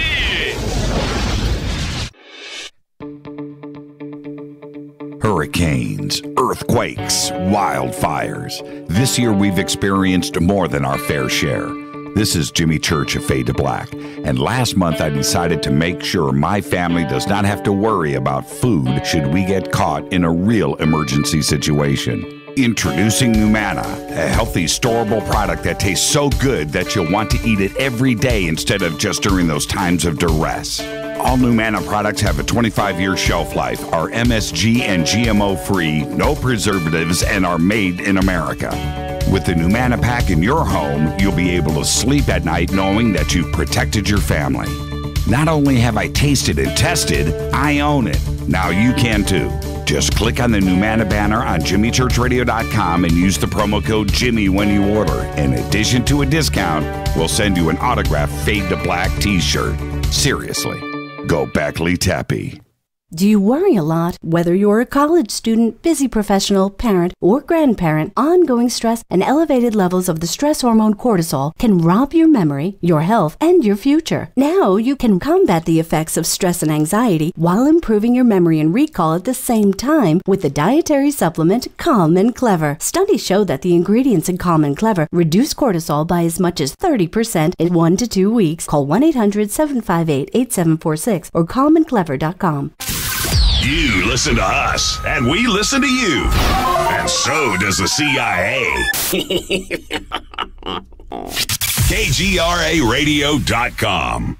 Hi, folks. CBD is the home run hitter for health right now. Why, you ask? Because of what it does for the body. Unfortunately, I can't tell you all about the benefit. You know, there's reasons. Do your due diligence and log on to ancientlifeoil.com. That's ancientlifeoil.com. Ancient Life Oil uses organic ingredients and is blended in coconut oil for some of the best benefits. Legal in 50 states and non-psychoactive. Log on to ancientlifeoil.com. That's ancientlifeoil.com. You are listening to Fade to Black with Jimmy Church on the Game Changer Network. Oi, oi, I'm Reese Evans. You're listening to Jimmy Church. This is Revolution. The revolution will not be televised. The revolution is on radio. Ciao.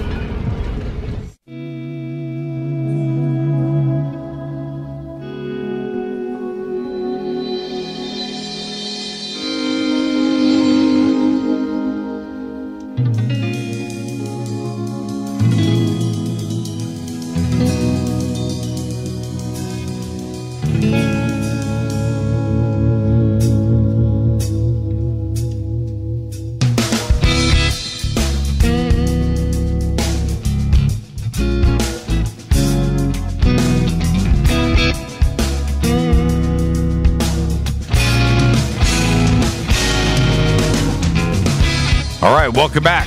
Fade to Black. I'm your host, Jimmy Church. Our guest tonight, Bryan Lunduke, one of the smartest computer guys that I know. That says a lot, too. We're talking about the hacking of the Las Vegas shooter and privacy and what is actually out there. And Bryan, you recently shut down your Facebook page. When you go and close a Facebook page down, okay, that's one step. But how much is still left behind? Oh, this is actually kind of interesting. So there's a couple of different approaches you can take. You can disable your Facebook account, which basically does nothing except keep you from logging into it. You can actually request, there's a custom page on Facebook. You really have to dig long and hard to find it, but there's a page where you can request that your account be deleted permanently. When you do that, Facebook, I believe, gives you 2 weeks. I think it's 14 days to change your mind. If you try to log in again in those 14 days, it'll abort the deleting procedure. If you let it go ahead and do the formal deletion, what happens is they begin the process of removing your data. So, you know, your posts, your pictures, etc., everything you've clicked like on, from the live servers. What they don't do is remove it from the backup servers. So I deleted my account many months back now. In theory, if Facebook cycles through its backups, meaning that they kind of delete their oldest backups in order to make space for new backups, every 3 months or so, all my data should be gone. I have no way of verifying that, and I've worked with their engineers and their PR department to try and find some way to verify when all of my data is actually removed from their server. And they've been pretty clear with me that they cannot and will not, or I guess more specifically will not, provide me with any way of verifying that. Have you, and was it under Bryan Lunduke? It was. Okay, Yeah. so right now, if let's have fun with this. I mean, yeah, rock out. See what you can find on me, man. Only because you just recently did this, and I know that you've been pretty vigilant about getting your data removed off of Facebook. So let's go, Bryan Lunduke, Facebook. Let's just do a basic Google search. And no, dude, you've got. Oh, no. Yeah, it's all there. All of your pictures are certainly here. Now that's in images, but yeah, right there. Okay, right there. This is the difficult thing.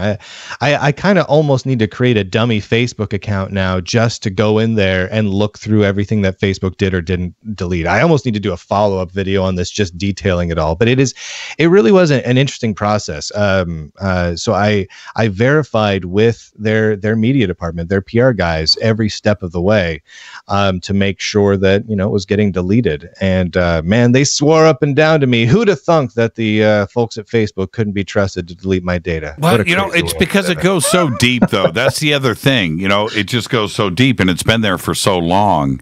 That's what's really funny is all of your articles, how to delete on Facebook. Those are coming up on Google for sure. Oh, yeah. Yeah. It was really funny. So I did a video, a YouTube video on how to delete your Facebook account. Like I walked people through.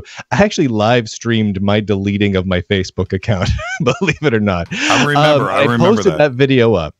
And, my account was deleted already, so I couldn't go post it to Facebook. So other people did. And Facebook just removed it everywhere for quite a while. And then I think they just kind of gave up on it and started letting it through finally. Now, so his Facebook page, I'm talking about Stephen Paddock, was deleted, or did he have, because there's a lot of Stephen Paddocks on Facebook. There's a lot of Stephen Paddocks, yeah. Oh, were you able to find his? No. I lost you, Bryan. Any of them that I could. Oh, are you there? Yeah, I've got you back. That was kind of weird. Oh, that was weird. No, I haven't been able to find Stephen Paddock's specific Facebook account. I've looked high and low, but not able to find it anywhere. Yeah, interesting. Because even if his Facebook page was deleted, you would think that there would be a trail. There should be, and more to the point, even if there's not a trail for you and me, there's a trail for Facebook. Facebook has all that data, at least for several months. Facebook actually makes a formal statement when you delete it that the data may be on their backup servers for up to 3 months. And I think that is because they do rotate through their backups, though I don't have actual confirmation of that. So in theory, if he had a Facebook account and it was deleted by anyone, that data still exists right now. Unless someone went through every single backup and specifically deleted all that data one at a time, which would be kind of a massive undertaking. Well, I would also think this before we move on. If I went and committed some crazy crime similar to this, robbed a bank or, some strong arm, like Stephen Paddock's dad did. Oh, yeah, like his dad did, right. Yeah. And I went and deleted my Facebook account and deleted my Twitter account. I think it would be a pretty safe bet, since we're talking about Las Vegas, that my prior history on the internet, no matter what I tried to delete, would come up. And I don't think it is anywhere near being secure. And let me give you another point. I go and I delete. Let's say I want to go work for some company, right? And I go and I delete all that crazy partying stuff that I was doing in bars, in Tijuana, those pictures that I posted, right? And 6 months later, I'm trying to apply, and I think that I've safely deleted everything, but they, nice forensic background check, and all of those pictures of me in Tijuana are still in the public domain somewhere. Yeah. And I think that is my point that I'm trying to make to the audience. that if your data is never secure. You can delete whatever you want. It is still out there. And with this criminal, he's dead, deceased, Stephen Paddock, that information is still out there, even if he deleted it before he shot himself. Yes, absolutely it is. So there's multiple services online like archive.org, which is the Internet Archive. So if there's information on a publicly accessible website that has been added to this service, which most of the major sites, Twitter, everything else has been, anything you had posted is mirrored on archive.org. It's basically just an archive of the internet at any given point in time, which is a massive undertaking, but it's there. And it's an interesting service, especially when people like politicians post things on Twitter and then delete it later, and you can still go back and look at exactly what they posted and when. So it's very difficult to remove all of that data if it's from a private website that is behind some sort of a security wall, like Facebook is. And if you make your profile private, so services like archive.org can't index it, that does somewhat limit how many sites out there will be storing your data, but you still know that the site you put it on could still be storing it. It's very difficult to remove. Explain to me how that works. So what you're saying is that there is, if you pick a date and a time, there is an actual snapshot of the web that is archived. The web. It's fantastic. Actually, a really fun thing to do is go to archive.org, pick a website, and just as a simple one, you can just pick, Fade to Black, or I've done that. You can just go to apple.com or google.com, go to archive.org, put in your URL in there. If at any point that's been indexed, it'll give you actually a calendar view where you can select the day and the time, and you can see roughly what that website looked like with the content, the text, the pictures, everything at that exact moment. Wow. I'm here. I have never been to this website, but it's all here. Yeah. Television archives, feature films, spirituality. Wow. Community indexes, community videos. It's wild. Everything is here. Okay. So I can search anything. So let's go with www.jimmychurchradio.com. Okay, let's see how far back it will go with. Really? So it's all here. I'm looking at it here, and I can go back to 2010, at which I'm doing now. Okay, this is Want to find something really crazy? Take twitter.com/jchurchradio. Go back to 2011. Specifically, I'm going to September 21st, 2011 at 1400 in the evening. And I can go and I can see what your Twitter page looked like at that time in 2011. Are you kidding? So what does my Twitter page look like back then? Let's pull this up here. Clicky, clicky. It's a little slow to load up. All right, here we go. Whoa, it's having a hard time loading it, actually. It's having some scripting issues right now. But normally it'll load up whatever Twitter looked like and whatever you've got there at that point in time. It's not going to give you, a fully functional version of the internet as it currently sits, but it gives you little snapshots of individual pages. Yeah, I'm looking here. So I've got 139 snapshots of my original page. And here it comes. Wow, this is trippy. I know, right? It's a little bit crazy. And the reality is they're not the only one doing this. Google, most search engines are doing this as well. They even provide archive services at various points in times where you can actually see what a particular web page looked like, a little kind of thumbnail previews and quick searchable indexes from different points in time over the years. Wow. And this is valuable data for them. They can use that to data mine trends. They can look at, what things have happened over time. This is valuable data. And again, all of these companies, all these organizations, archive.org is a little different. It's more of a public service sort of thing. They operate off of donations, but the rest of them, they make money off of this data. It's valuable data for them. They're not going to delete this data. It just like all of those cell phones of people who were taking pictures and tweeting about it and sending text messages about this horrible event that Stephen Paddock was firing at people. All of that data is still stored, even if it was wiped off the phones. As long as that data made it up to the cloud, any of those services, Apple, Google, Facebook, Twitter, Yahoo, whatever it is, and even if you go in and delete that from your online account, in the vast majority of cases, that data is still stored and indexed by that service provider. So that data can, and often in cases like this, will eventually become public because the system administrators of those systems have access to it. I'm I'm looking at my information here, which is pretty scary.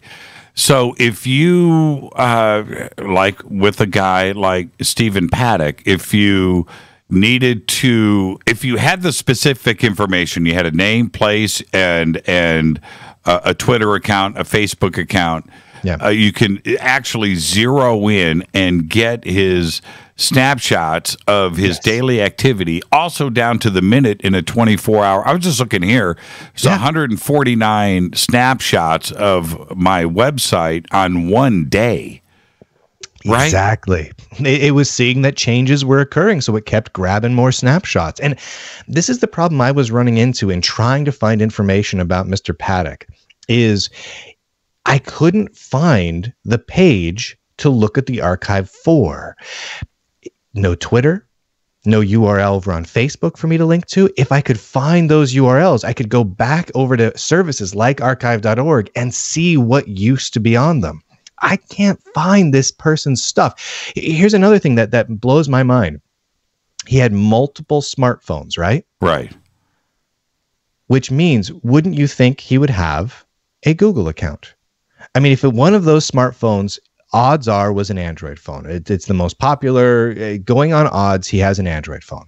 You cannot have an Android phone and use the Google Play Store without a Google account, which means that there is what's called a Google Plus account, which is Google's social media thing. Even if he's never used it, the account exists.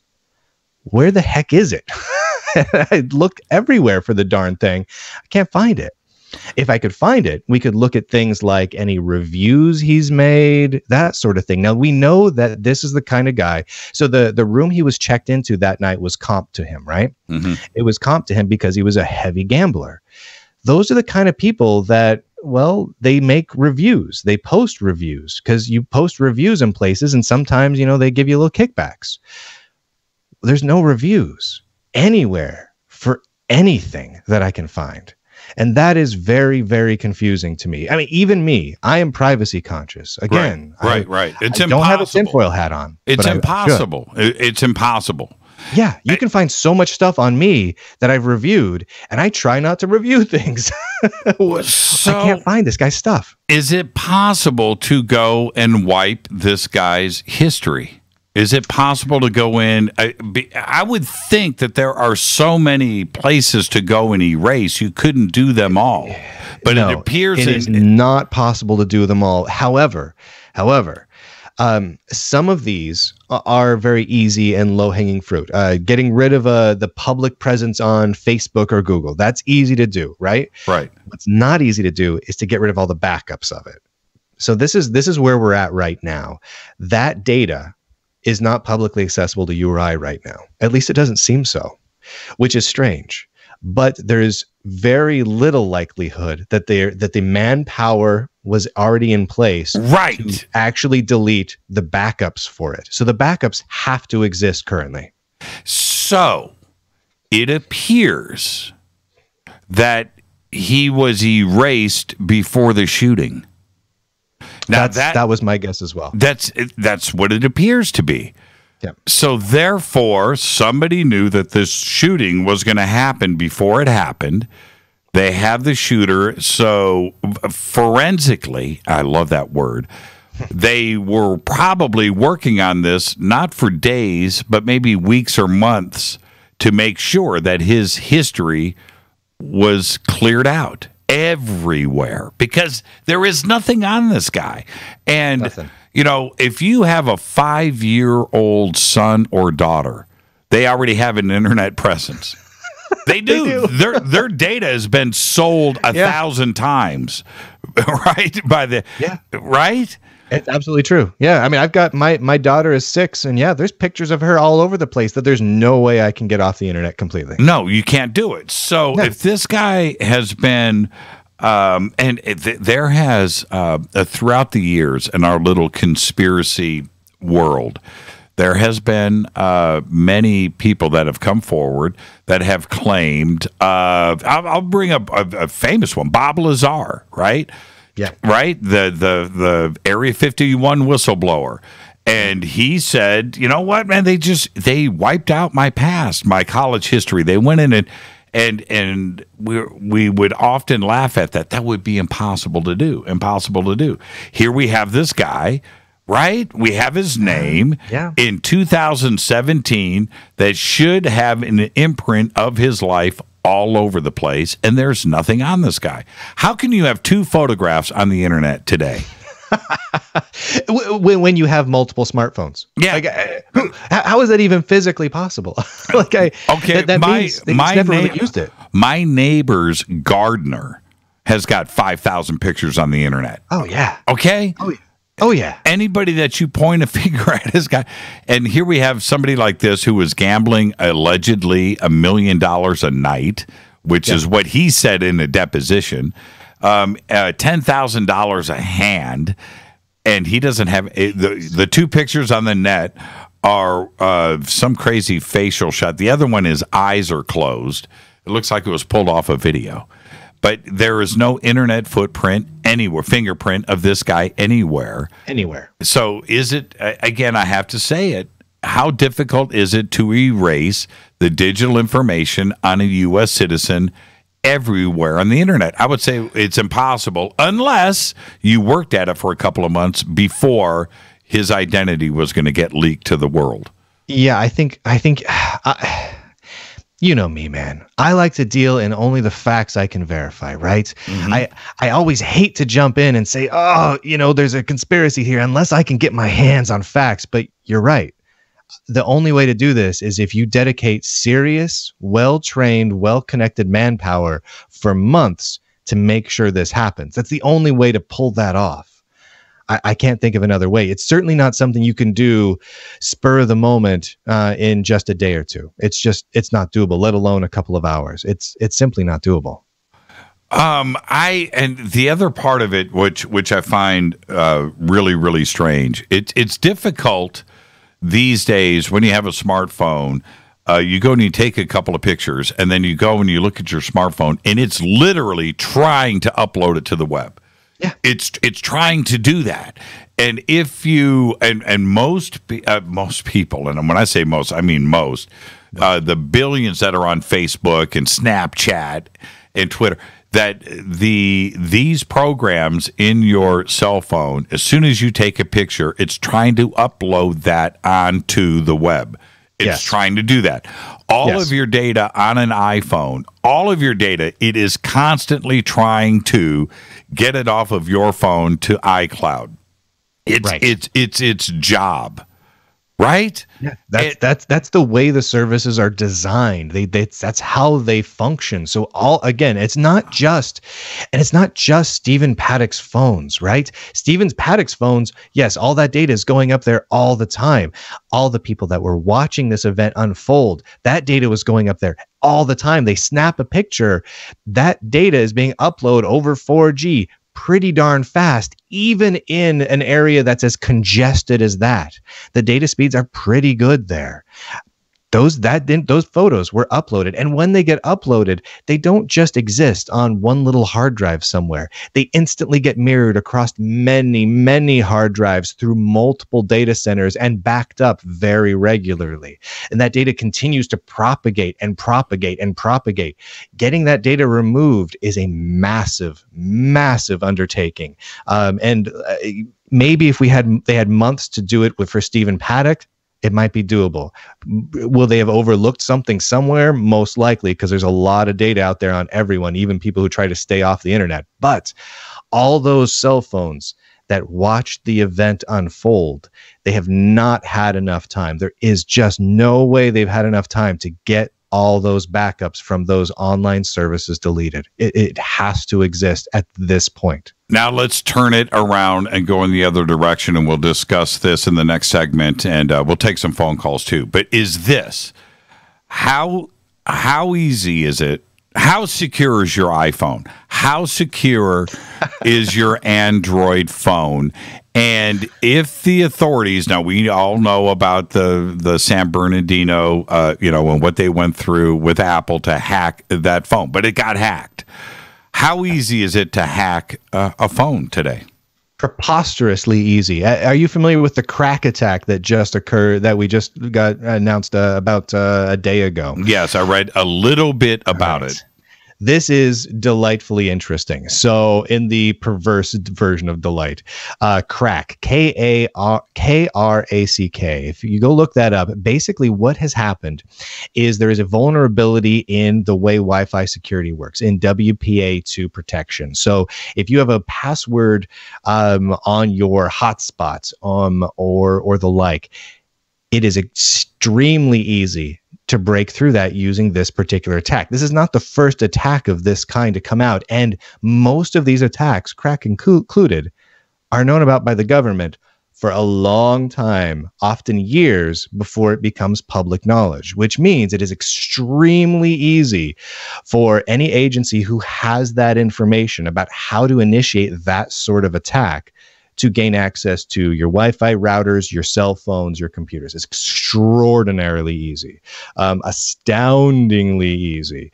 Even if you do the right thing and secure your routers with really long passwords, it's just simply not enough. And the same is true of just simply on your cell phones as well. There really is no way to secure it. There is, inside your cell phone is something called the baseband. And the baseband is a closed down, basically think of it like a little mini system that resides inside your phone.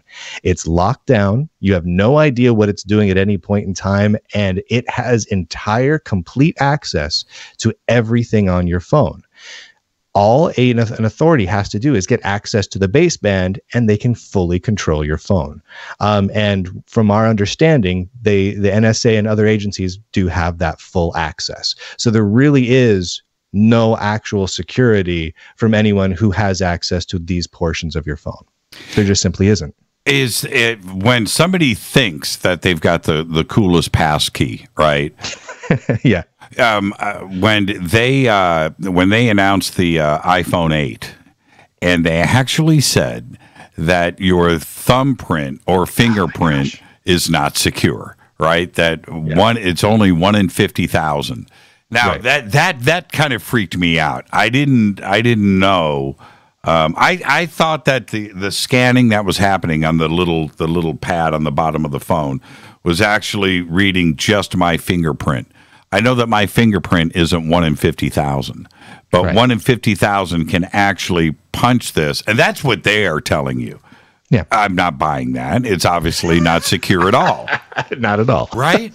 Not at all. So let's take a break right here. I want to continue this because it's one of the most fascinating parts about this is how secure is your iPhone? How secure was Paddock's iPhone? Well, not very. And let's discuss Android when we come back. Hacking the Las Vegas shooter. I'm your host, Jimmy Church. This is Fade to Black. More with Bryan Lunduke right after this short break. Stay with us. Hi, everybody. This is Rob Halford, the Metal Guard on JimmyChurchRadio.com. This is KGRA Digital Broadcasting Station. Salt Lake City, Utah. Van Buren, Arkansas. Okay, nurse, let's get this man to the ER stat. Right away, doctor. We see this every day. Heart attack or angina pain due to blocked and clogged arteries. Chelation can remove obstructions or blockages from arteries and help avoid painful and expensive surgery. Now there's Angioprim. It's a liquid oral chelation product that you take with juice. You start to feel the results fast. Angioprim increases blood flow all over the body, and that means more energy and strength to take on the day with less aches and pains. 60 years of research has gone into chelation, and Angioprim is the result. A safe and easy way to unblock your veins and arteries from buildup that slow circulation. Paging Dr. Jones. Please report to the emergency room right away. Log on now for a special radio offer from Angioprim. That's angioprim.com/radio. ANGIOPRIM. angioprim.com/radio or call 877-882-7221. That's 877-882-7221. So, you love talk radio? Then you'll love TalkStreamLive.com. TalkStream Live is always on, 24/7, with the best streaming talk shows. Find your favorite talkers and discover some new ones. It's free, readily available online or on any smartphone or tablet. Finding your favorite talk shows all in one place has gotten a whole lot easier. Just go to TalkStreamLive.com. Be sure to download the free apps from Google Play or the iTunes App Store. Your contact for current news and trending topics. KGRAradio.com. Hello, Fadernauts. This is Jimmy Church, and I'm introducing New Pharma, a company whose products are based on science. Human function based on the endocannabinoid system, or ECS. New Pharma firmly believes in this science, and their research indicates that support of the ECS provides the beneficial effects for a healthy lifestyle. New Pharma's science includes relief capsules for pain relief, sleep capsules, which are natural support for occasional sleeplessness. Foundation is support for your ECS, and Fit capsules support your active lifestyle. Just click on the banner at jimmychurchradio.com and use the promo code F2B for a 33% discount on all of their products. Or visit newpharma.com for all of the knowledge on the science. That's GNUpharma.com. Go Beckley Tappy. Did you know that when you're on the road with limited data or Wi-Fi available, you can still listen to every minute of Fade to Black by just calling 605-562-4482. No smartphone, app, or internet needed. It saves your data plan and no extra cost if you have unlimited minutes. Just call 605-562-4482. You can listen to me, Jimmy Church, on any phone, anytime, anywhere. Go Beckley Tappy.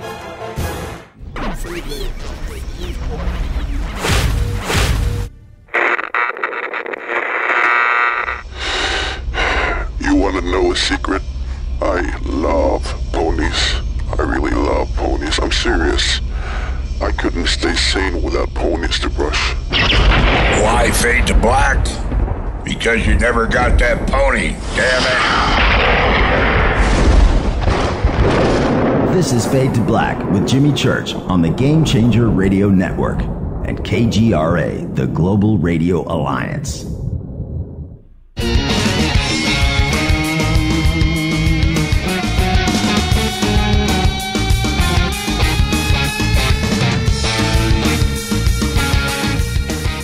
Welcome back, Fade to Black. I'm your host, Jimmy Church.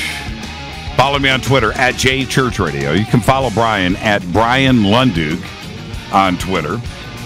We're talking about hacking the Las Vegas shooter. How easy is it to get to data mine all of his information? And I want to share something with the audience really quick. We don't have to spend a lot of time on this. But you and I were shooting for my new show on History Channel. We flew you down to Los Angeles. And oddly enough, the segment, and I'll send you some of it. It's brilliant to watch when it was edited through. But anyway, our segment was on surveillance, right? Yeah. And I turned to Bryan. This is for the audience. This is a little private behind the scenes thing. So we're on a break. I think we're on lunch break with the crew. And I turn to you and I go, Bryan, man, what's your cell phone? And you're like, dude, I don't have a cell phone. It's the most unsecure thing in the world.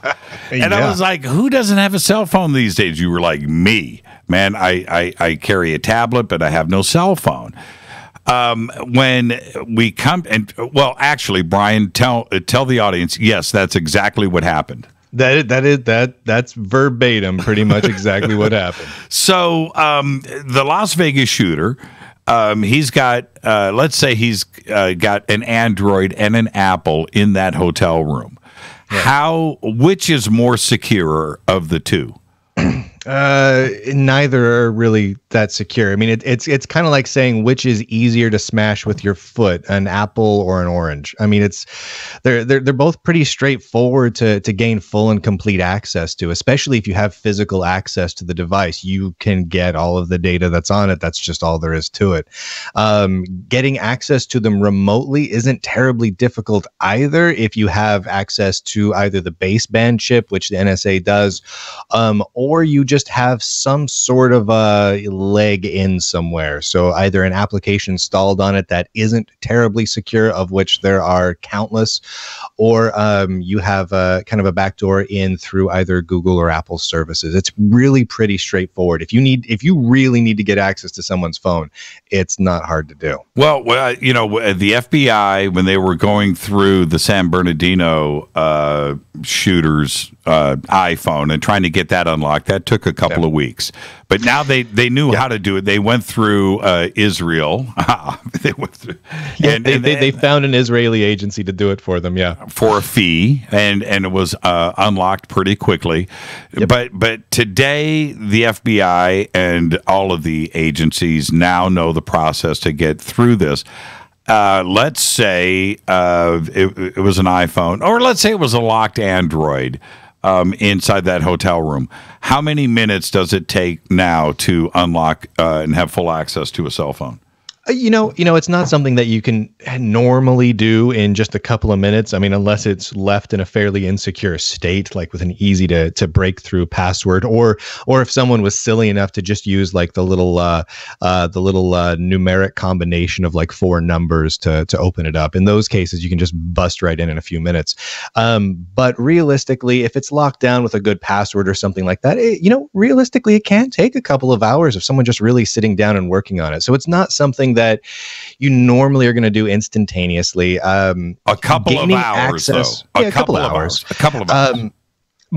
A quicker way to go in is if you can get, or not necessarily to go in, but to retain the majority of data on the device, is to directly work with one of the companies that already has applications on the device that have a large amount of data that's being collected. So if you have an Android device, let's say it's already collecting all your Google Maps information. So you have location, Gmail for all your email, Google Photos for all your photos and videos that are getting uploaded, all that good stuff. It automatically stores and collects all of your web traffic and your website browsing history. Since all of that's being stored anyway, a quicker way to get all that data is to just simply go to Google and say, gimme. If you're the United States government, you can kind of do that. If you're you or me, you kind of have to go brute force through the front door by working on the actual phone itself, which can take more than just a couple of minutes. But if you're the U.S. government, you just go straight to Google, or you go straight to Apple, or whoever's got the data that you want. Since, like you said, most of it just gets uploaded to the quote unquote cloud so quickly. Just go to that cloud account and get all that data right where it sits on the drive. It's just so much easier. And then you can usually use that to kind of work your way back into the rest of the phone. And then there's the other part that some conspiracy groups out there are running around with, which is that the reason why he didn't have a Facebook history or Twitter or Instagram or anything else was because he had another name. Well, all of that account information is stored locally on a computer or a cell phone. Yeah. So if he did have another name, we already know it. I mean, there's always the possibility that this guy was basically a security genius, and he's locked down his machines. He's using the right operating systems. He's blowing away his drive images regularly to keep his data secure. He's using Tor and multiple networks to mask his data. There's always that possibility. But even in that scenario, that highly unlikely scenario for this 64-year-old avid gambler to do, there's always still going to be breadcrumbs. There's always still a way to trace that data back. It's very difficult to be fully anonymous. Very, very difficult. Now, I brought this up at the beginning of the show, and you remember the movie The Departed?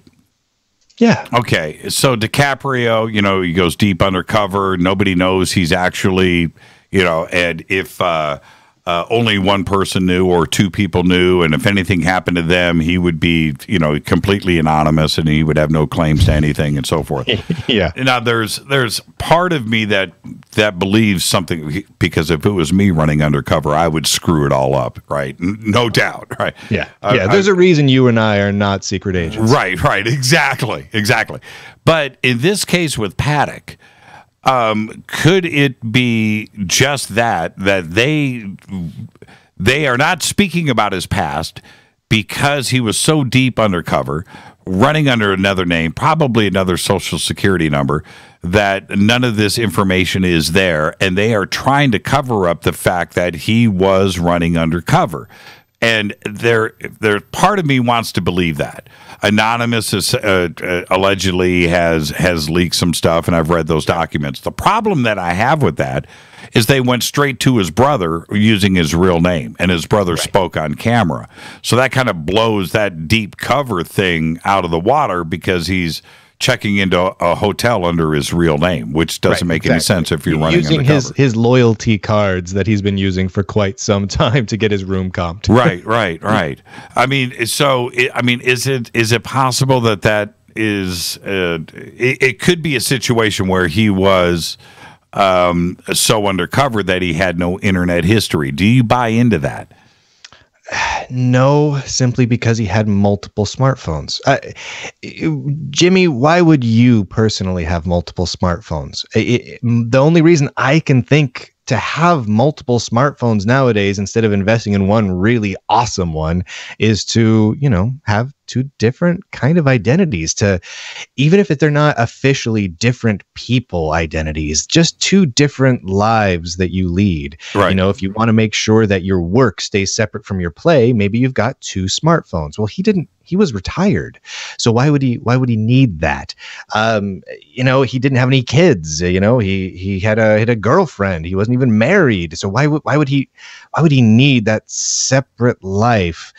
So that's one thing that raises a red flag for me right there. And it's not even that he had two smartphones. The initial report was that he had multiple smartphones, and that there was one additional cell phone charger that they couldn't account for a phone that could plug into it. And then eventually they said they found that phone and that all the phones were accounted for, which suggests to me that there was actually three smartphones.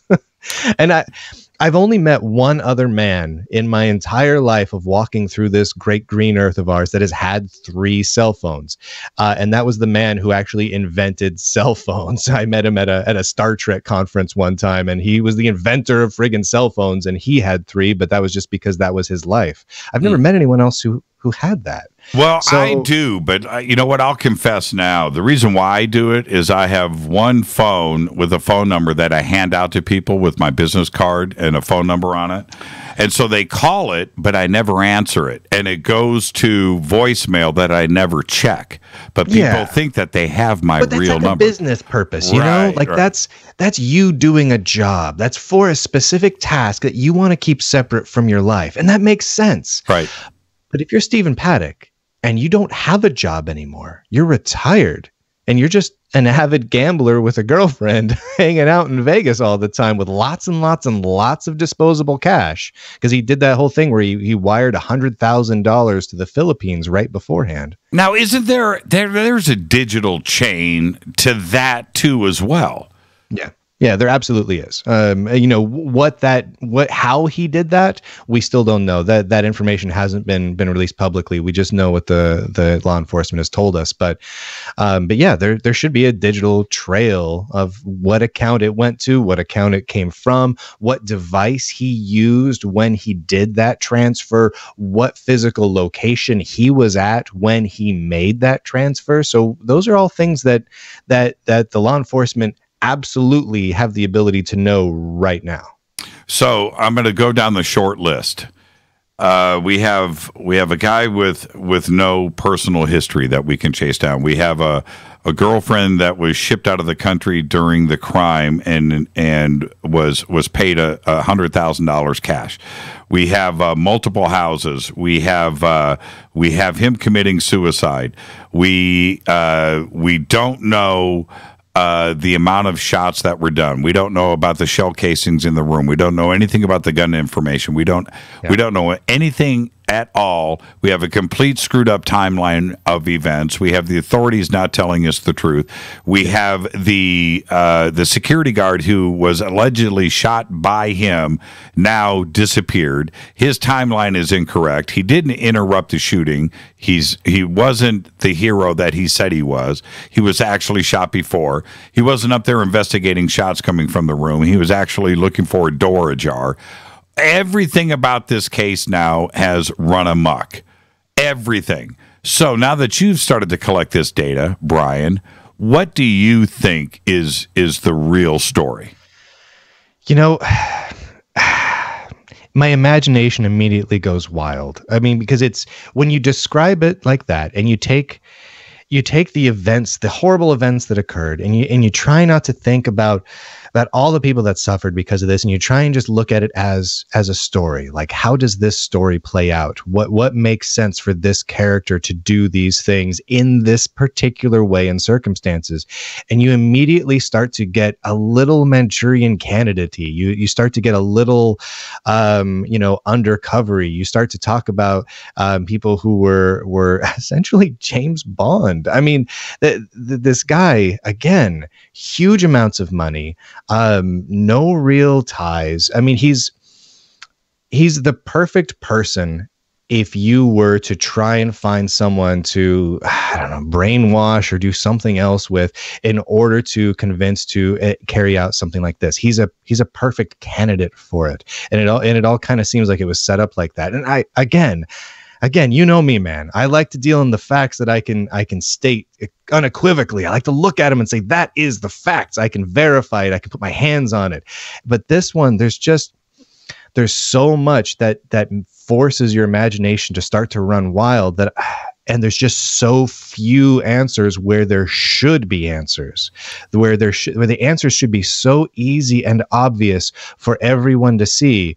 But they're not there. Well, not even you are giving me a straight answer right now, Bryan. It's hard. It's hard. I mean, my mind immediately says that something is wonky. I just got this posted up in Twitter. It was about 10 minutes ago. The anagram, his girlfriend, roommate, whatever she was, Mary Lou Danley, right? The anagram of her name is Our Mandalay Lie. Is it really? Yeah, I'm looking at it here. And it's so funny because the person that posted it, let me see if I can get the name here. Faily Wren. Okay, what? I don't know. Anyway, you got to mention the anagram. Mention the anagram. What are the odds? Well, I'm kind of with you on that. That's weird. Yeah, that's just bizarre. I mean, I can chalk a lot up to coincidence. The thing that really gets to me in all of this is that there are many questions, and you kind of asked a lot of them. But realistically, why do we not know more about him? Why even many days later can we not figure out more about him? How is that possible? And when you combine that with the fact that so much of the data was deleted from witness cell phones, why was that done? And so it immediately starts to raise all of the hairs on the back of my neck that something funky is going on. And I just don't like that. I don't like when data is hidden from me. Whenever data is hidden from me, that means something's being done in the dark. And when things are done in the dark, it's usually not for good motives. People normally don't try and keep data secret when they're trying to be really good guys. Data is usually kept secret for a selfish motive. You know what I mean? And that's why where I'm stopping here. I don't know any of the motives. I don't know the motives of this man. I don't know the motives of the law enforcement agency. All I know is that data is being kept from us. And not just that, but data is being actively removed from people's machines and accounts. And we don't know why. And that drives me insane. Well, now I think I'm going to have to keep you for a little overtime. We'll see how this last 10 minutes goes, because you started to, I thought you were going to say MK Ultra.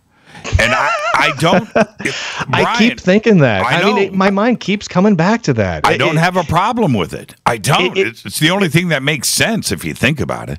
I keep trying to avoid using that term with this because here's my thought. Here's my legitimate thought with this is a lot of people died. Over 40 people died. Over 500 people were injured. So many families were torn apart because of this guy. I hate to immediately go to something that would in any way false flags or anything like that. I don't like that either. I don't. Out of respect don't. But to those. On the same token, you're right. It does check all the check boxes with everything that's going on, and that kind of bugs me that it's the most obvious answer for those of us watching it and pulling all of these data points that we've talked about today together is something like an MK Ultra sort of scenario, a Manchurian Candidate sort of scenario. It just it makes logical sense, and it makes me unhappy that it makes logical sense. Well, if when we talk about the families that are involved here and the friends and the loved ones and for those that not only died but injured too as well, the authorities are not giving them the answers that they deserve. So those poor families, and I can't imagine the grieving that they're going through today, are forced to sit back going, you know what? They're not, maybe there's something. They are thinking the crazy thoughts, and I can't blame them for that. False flag. Oh, I don't like going there, but they have not been forthwith with any information, and the information that they have brought forward, they've had to change, and they've had to change their own story. And something that should be just a cut and dried case. And that's the part that I have a lot of problems with. There is one other, there's a couple of zones that we haven't gone into yet. But when we are talking about an MK Ultra situation, a Manchurian Candidate type of situation, he is the perfect guy, right? He's the guy without any background, without any history. He's just an invisible dude. Nobody's going to follow this guy. Nobody's going to suspect this guy. He's like the perfect guy to grow, to nurture, to put in place for when they needed something to go down. Yeah. No, you are absolutely right about that. The good news, the silver lining in all of this is that what happened in Las Vegas will be impossible in the long run to keep completely under wraps, because there was, again, so many cameras and so many eyewitnesses and so many recordings. Even if they did a great job of removing all of data about Stephen Paddock leading up to the event, it still is going to be hard to, in the hub of it, in the chaos, to remove data from thousands and thousands and thousands of cameras completely with nobody knowing about it. And so eventually we are going to get enough data out of this to be able to piece things together because of where this took place. That's the one silver lining in all of this. It doesn't mean we have all that information now. It doesn't mean we have any answers now. We have more questions than answers at this point, and every news agency on the planet is just having the same problem. Like, why don't we know more? But eventually some of that video is going to come out. Eventually Google, Apple, other companies who have some of those pictures and those videos that were uploaded to their cloud services, some of it's going to get leaked out. It just has to happen. I mean, leaks happen. This is the sort of thing that is high profile enough that I think someone will. Yeah, I said that night when this was all going down, eventually Rita turned to me and she said, you know what? I can't deal with this, right? We can't watch this anymore. So we shut it off. And we waited till the morning. And I had said to Rita that night, I said, Rita, you watch. This is Vegas. Tomorrow, we're going to have 1,000 videos posted. We're going to know, we're going to see exactly, right? And none of that happened. And let me flip this over. It was a frigging festival with 20,000 people. The video crew that is there shooting the event. Yep. How many professional 4K? Yeah, good stuff. The real stuff. Yeah. All of those cameras spun around and were shooting the Mandalay Bay. Yeah, not to mention the hundreds of people that already had their phones up with their finger on the record button. Thousands of people, not 100. That's what we do. That's all they do today. You know, our daughter went to a concert this weekend. Have you ever heard of this guy, Weeknd? No, never have. He's like the biggest, rapper in the world right now. This guy, Weeknd. 4-day weekend, whatever his name is, 3-day weekend. And so anyway, she goes and she's showing, she's she's sending us her live streams of the concert. And all you see in front of her is a sea of cell phones. It's like, man, put the cell phones down and watch the concert. Back in the day, we had our Bic lighters, right? But we're not looking at our Bic lighters. Everybody's looking at their cell phone cameras. Yeah, that's how it is. That's what it is. I don't want to. Exactly. I don't want to sound like some old man. Way too late for that, my friend. I know, right? But that's what was going on at the Harvest. At that concert, there's 20,000 people there. 10,000 of them were videotaping. I guarantee you that's the number. But let's put that aside. That's an assumption that we can feel pretty good about. But there was a professional video crew there. There were cameras everywhere, 4K on tripods, all over the stage, up and down, back at the sound console, up and down, in the middle.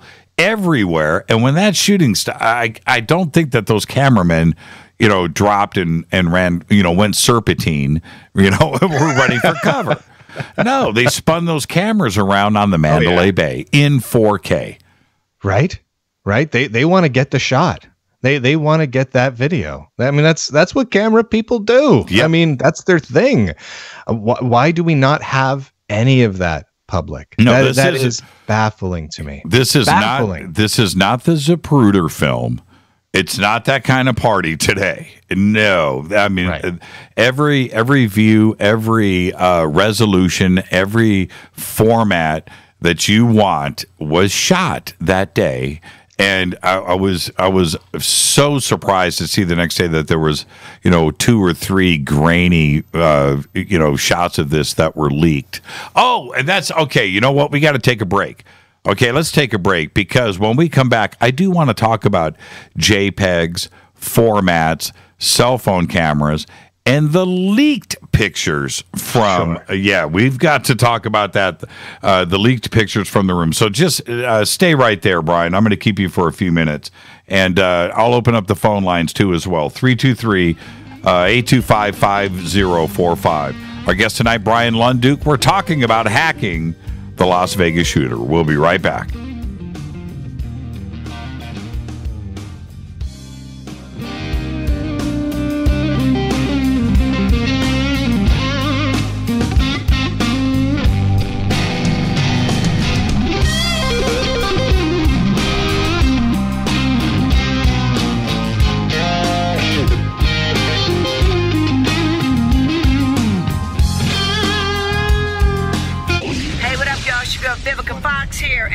Listen to my boy, Jimmy Church, on JimmyChurchRadio.com. Despite popular opinion, reading a book will not make you smarter. But listening to Jimmy Church will. So you went to dinner last night, you had your favorite pasta. Ugh. Or maybe you had a heavy, spicy meal and it left you. Ugh. Get the T.com. Maybe you mowed down a huge steak and your plumbing is all plugged. Ugh. Get the T.com. Our super strength tea will take care of your occasional. Ugh. It's all organic and non-GMO. Get rid of ugh. We have so many great supplements, but our super tea is number one. Get the T.com. That's gettheT.com. So, you love talk radio? Then you'll love TalkStreamLive.com. TalkStream Live is always on, 24/7 with the best streaming talk shows. Find your favorite talkers and discover some new ones. It's free, readily available online or on mobile with any smartphone or tablet. Finding your favorite talk shows all in one place has gotten a whole lot easier. Just go to TalkStreamLive.com. Be sure to download the free apps from Google Play or the iTunes App Store. When you take the beans from Central America with dashes of Indonesian and African mixed in and then roast it to the dark side of fade to black, you create the ultimate brew of fringe. Introducing the Fade to Black blend from Rivermoon Coffee. Yes, Rivermoon's darkest customized roast was created for the love of Fade to Black. The alchemy of masterful roasting and smoking the beans is in every sip of this full-bodied, dark Java. I need my coffee dark, deep, with distinct bittersweet chocolate highlights, just like the bunker. Leaning further into the darkness of the roast is Fade to Black blend from Rivermoon Coffee. Just click on the banner at jimmychurchradio.com and use the promo code F2BBLEND for 15% off of your order today. Go Beckley Teppy. Hey, can we talk about something serious for a minute? Your age. Getting old has its perks. But remember, being a few years younger, you know, your hair was thicker, you didn't have so many wrinkles, that extra weight wasn't haunting you, and you just felt better. Well, we can't turn back the clocks and go back 10 or 15 years, but you can start feeling and looking 10 or 15 years younger with Nature's Youth RSF. It's a doctor-formulated daily supplement that helps your body maintain its peak performance and fight the aging process. Imagine sleeping better, looking better, and feeling better. See how Nature's Youth RSF has helped thousands of people just like you at nature'syouth.com. nature'syouth.com. The holidays are coming. Imagine how it will feel when your family and friends are asking you what you did to look so good. Your secret will be Nature's Youth RSF. It's time to start looking better and feeling better. Learn more and order your Nature's Youth RSF at nature'syouth.com. That's nature'syouth.com. Erica, Brittany, Gabby, and you're listening to JimmyChurchRadio.com. It's not a lifestyle we chose. We were born this way. KGRARadio.com.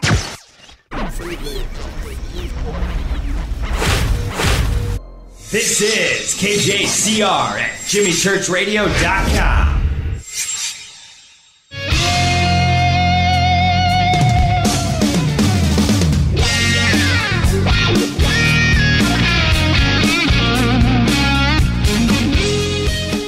All right, welcome back. Fade to Black. I'm your host, Jimmy Church. Our guest tonight, Bryan Lunduke. You can follow Bryan at Bryan Lunduke. And his website, of course, is lunduke.com. And the links are over at jimmychurchradio.com. And go and check it out. His video stuff that he does is the best.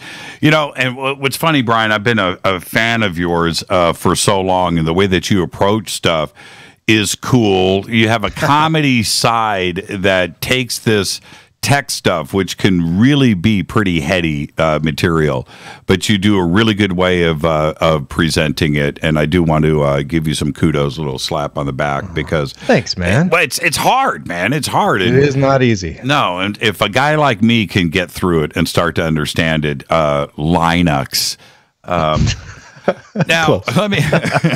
let me ask you this: when it comes to these leaked photographs, what's the digital information that follows a photograph? What is tagged in that metadata? So there's a couple of things. The first thing we look at is EXIF data, EXIF, and that is basically the data that's imprinted on the picture, usually when it's taken by a camera, whether it's a cell phone or a nice DSLR data, and that can be a wide variety of things. Usually it's stuff like, you know, the aperture settings of the camera and resolution and all these sorts of things. In other scenarios, some metadata can be attached to it, like the time it was taken and the like. When we start looking at these leaked photos, though, there's no such data that I've seen on any of these JPEGs so far, which makes it really difficult to authenticate any of this, especially considering there's so many rooms at the Mandalay that are identical, which makes verifying those leaked photos so difficult. Well, now we have two ways to look at those leaked photos. Either they were leaked or they were intentionally leaked. Right. Now, if you are somebody's boss, right, that's on the crime scene, you know everybody that's in there. That's easy. That's a given. But if you need to find out who leaked the photographs, can you tie the data that is in one of those photographs to a specific phone? Not terribly easily, no. The best bet for tracking that down is actually to the old-fashioned way of go to the people that leaked it, whether it was at the Independent or whatever a website was posting it, and find out where they got it and do good old-fashioned gumshoe footwork to trace it back to somebody. But unless you can actually find an email or some other correspondence where that picture was sent, it's really difficult to trace it back to a specific phone, especially considering most of these images are clearly edited and cropped afterwards. I don't know if any effects were applied to them, but they were cropped. They are at a non-standard resolution. Have you have you looked? Okay, I want to stay on this for a second before I continue. Are you saying that if we went to court, there would be no way to prove, if we were in court, not on this case, but any case, there would be no way to prove that photographs were taken from a specific phone? There's no data in the images that would tie it to a specific phone. Not easily. There are two possible things that can be done here. The first is if you can find the original images and find the resolution that they're at. Different cameras operate at different resolutions. That makes it a little bit easier to narrow down. Like, let's say I know that there was 20 different police officers or employees that had access to the room, and I know what kind of phones they had. I may be able to then track it down to a specific person. The other thing is, if it's a cell phone camera, a lot of times those phones, if you can get to them quickly, will have a lot of smudges and imperfections or scratches over the lenses because they're cell phones. We put them on our desks, drop them down, throw them in our pocket with some keys, they get scratched up. And those will basically leave the equivalent of fingerprints on the image. So in that way, that would be possible to do. I mean, I don't see any right off the bat, but these are fairly low resolution ones that I'm looking at here. And I'm sure if someone with some forensics experience, if they could get a stack of phones that might have been used to take these photos, that they might be able to track that down. Otherwise, it's very difficult. I've looked at all of the versions of these images that I could, going back through Google to the first ones that were posted on the net. Yeah. And each series, and I've looked at it, they're all cropped. They're all cropped. They're all cropped. No, the cropped ones are cropped. Yeah. You understand what I'm saying? I do. Yeah. I've been trying to get back to the originals. Now, this is the other thing that I found pretty interesting about those images is when you get back to the original ones, as far back as you can go, which I did do, the day that they were released, I went back and checked as soon as the chief of police, I think it was the chief of police, got up at the press conference and said, and I was astonished, I just wanted to say that the leaked images today are real. And I'm like, holy crap, what is it? Why would you say that? So I immediately went back and I thought, okay, I was sent the images immediately. And I went back and looked at those that were in the emails that I got. And this was the thing that I was so shocked about. They were perfectly in focus, perfectly clear. Yeah. Right? I mean, it seems like this was intentionally done. So I started to look in the background and tried to, see different things. Okay, I got a body there. I got a gun there. But what about the background? Did you do the same thing? I did. What did you find interesting in the backgrounds? Well, the thing that really caught me off guard with all of this is that these were clearly done quickly and hastily, right? So the whole thing is not lit up at all. And I can't quite tell what's happening in the background there, to be honest with you. I need to kind of check out the rooms. What did you find? I saw that there was a notepad on a table, on some table to the right of the body with a pen on top of it and some writing there. I saw that. Yeah, and then and a roll of tape sitting next to it. Yep. And I saw that immediately. So I just thought, man, and if I had the raw files, if I had the originals, that would almost be clear enough you could almost make something out. I know. So I know. His face with that shot, I looked at that and it kind of looked like the Stephen Paddock that was in the 2 photographs that were published on the net. But also, I wasn't comfortable with. I'm not sure I could have said that it was the same guy. I'm not trying to raise a red flag here, but it wasn't like it was a dead giveaway. Right. Well, I mean, everything's very difficult to tell. I mean, it's at least one of the images is very gruesome to look at, and it's very difficult to tell any of the data around it. Like, it's hard to use it to verify identity. It really is. Well, there was one thing missing from the photographs, though, and I brought this up a lot, and I haven't had no police have mentioned anything about this, and nobody in the media has mentioned. I did not see a shell casing. Right? Now, supposedly this guy cranked off 1,000, 1,200, 1,400 shots. Wouldn't the floor be littered with shell casings? Shouldn't they be everywhere? Shouldn't you be tripping and falling over them? And there were none in any of the photographs. And you know, when you see Crime Scene 101, right? I don't care, man. Go watch CSI. What do they? You got those little tent cards with numbers on it, right? 1, 2, 3, 4, 5. You know, and every shell casing's got a number on it. Where is the 1,000 tent cards in the room? I don't see any of that, and I thought that was a little bit strange.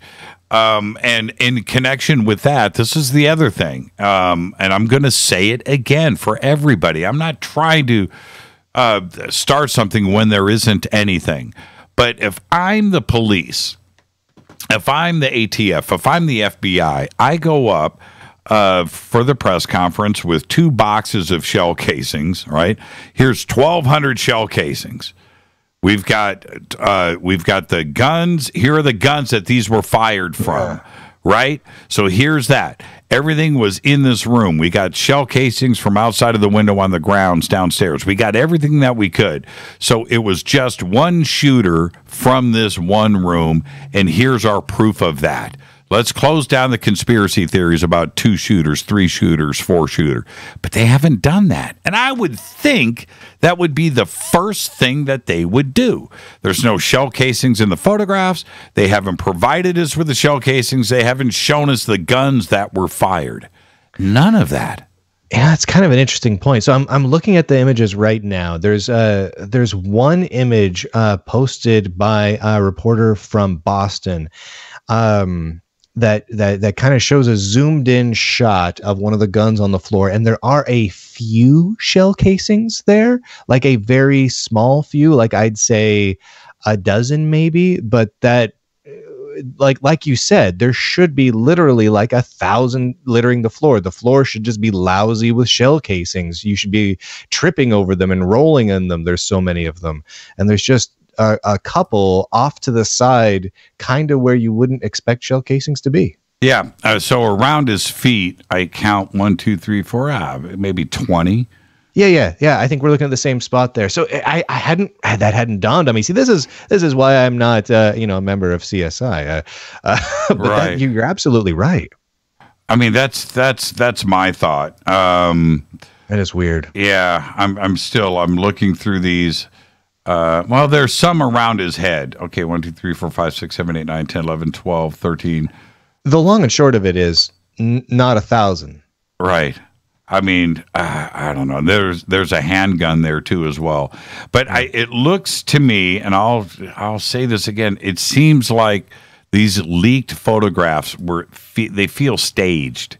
They do. I mean, it feels intentional. It's what they wanted to see. And there was one other thing that I've kind of felt like, and if you go to the shot with the two chairs that are pushed together, it seems like they're on display. Like the guns are on display. Yeah, I don't know what I'm trying to say. Weird.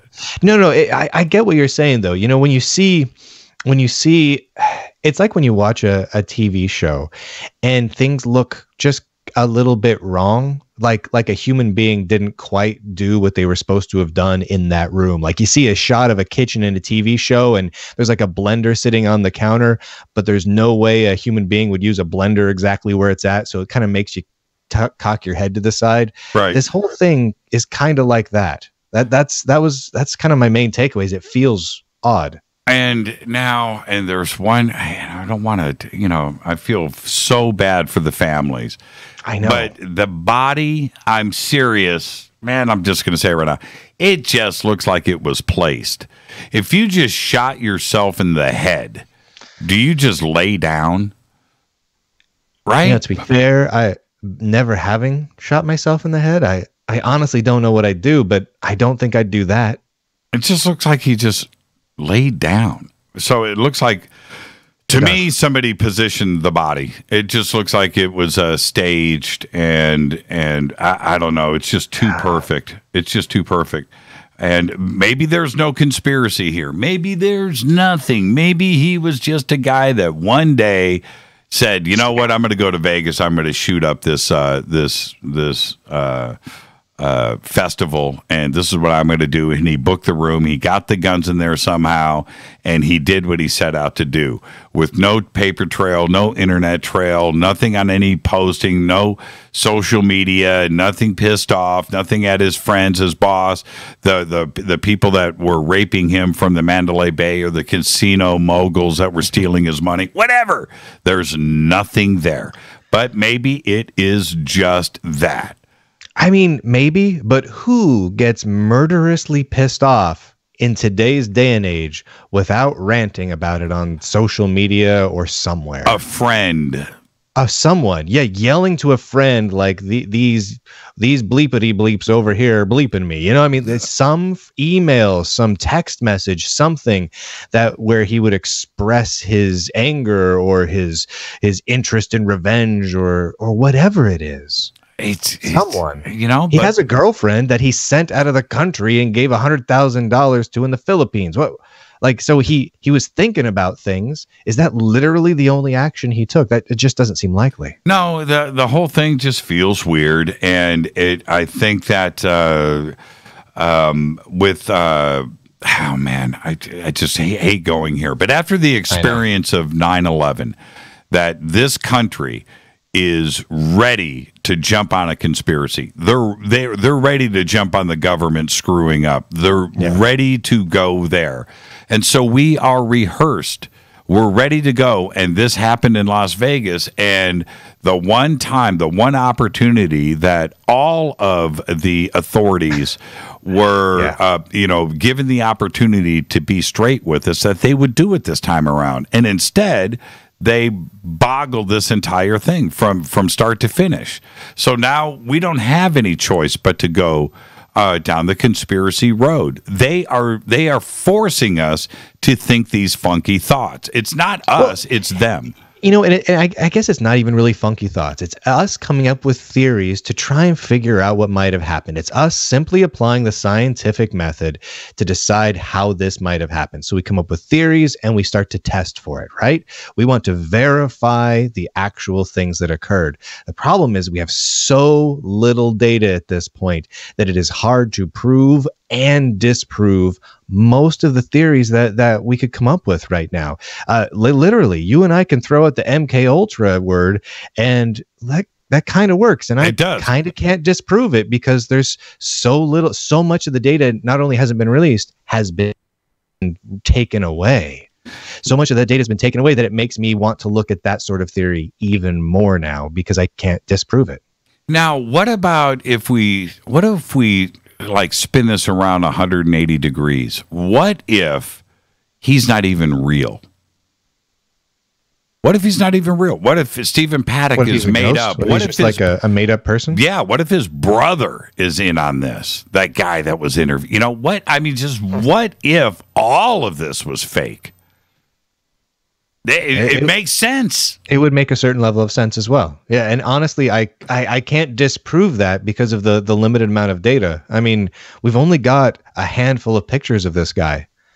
And and by handful, I think 3. I've seen three distinct shots. Right. And that's it. And that's after looking for days and days and days, and every major media outlet on the planet doing the same thing. I mean, that's a rarity. My 2-year-old son has, I don't know, 1,000-fold more pictures than that online. So, I mean, it's not a stretch. Yeah. It's not a stretch at all. I'm looking here to Stephen Paddock, in Google, and there's literally the ones that are here, the variety are video stills, right? But the photographs themselves, driver's license, he was a pilot. Where's his, where are the photographs? I know. We should at least have DMV shots and other licensed sort of shots at this point. And I went over and I decided to branch out because what if multiple search engines were, let's say, compromised in this? What if the information about him was removed off of the net, right? So I decided to go to some of the smaller search engines. There's one called DuckDuckGo and whatnot that hold their own catalog of search data. And I haven't been able to find any additional data on any of them. And his girlfriend, 1 picture. 1. How is that even possible?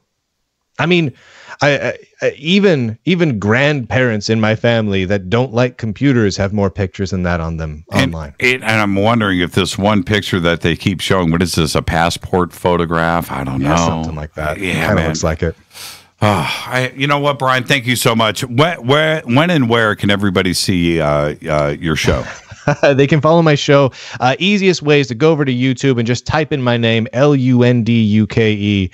And the Lunduke Show is every day, Monday through Thursday, and we talk about all sorts of nerdy stuff. It's fantastic. You know what? I want you to. Okay, I'm just going to do it. I want you to tell everybody, where's the name Lunduke from? It is a combination of me and my wife's name. My wife and I met each other when we were a very young age, and we eventually combined our 2 last names together to create a unique name. I wanted to have a unique name that people could search for and find and look that no one had ever had before. So I'm the first Lunduke to exist in human history. So which makes it very easy to find me. It's a true pseudonym. It is. It's become my actual identity now. But yeah, we created it basically when we were in high school in the 1990s, and it just kind of Lund and Duke smashed together to join at the common D. It worked out quite wonderfully well. Now that I'm, doing what I do and writing and everything else for a living, I don't need to worry about finding a pen name. I've already got one. So the Lunduke family tree. It's a joke, starts man. With me. Yes. Thank you, man. And just all the best to you, everybody. Just go to Lunduke.com. It's right there. And his blog is great. Everything that he does. And this is his full-time job.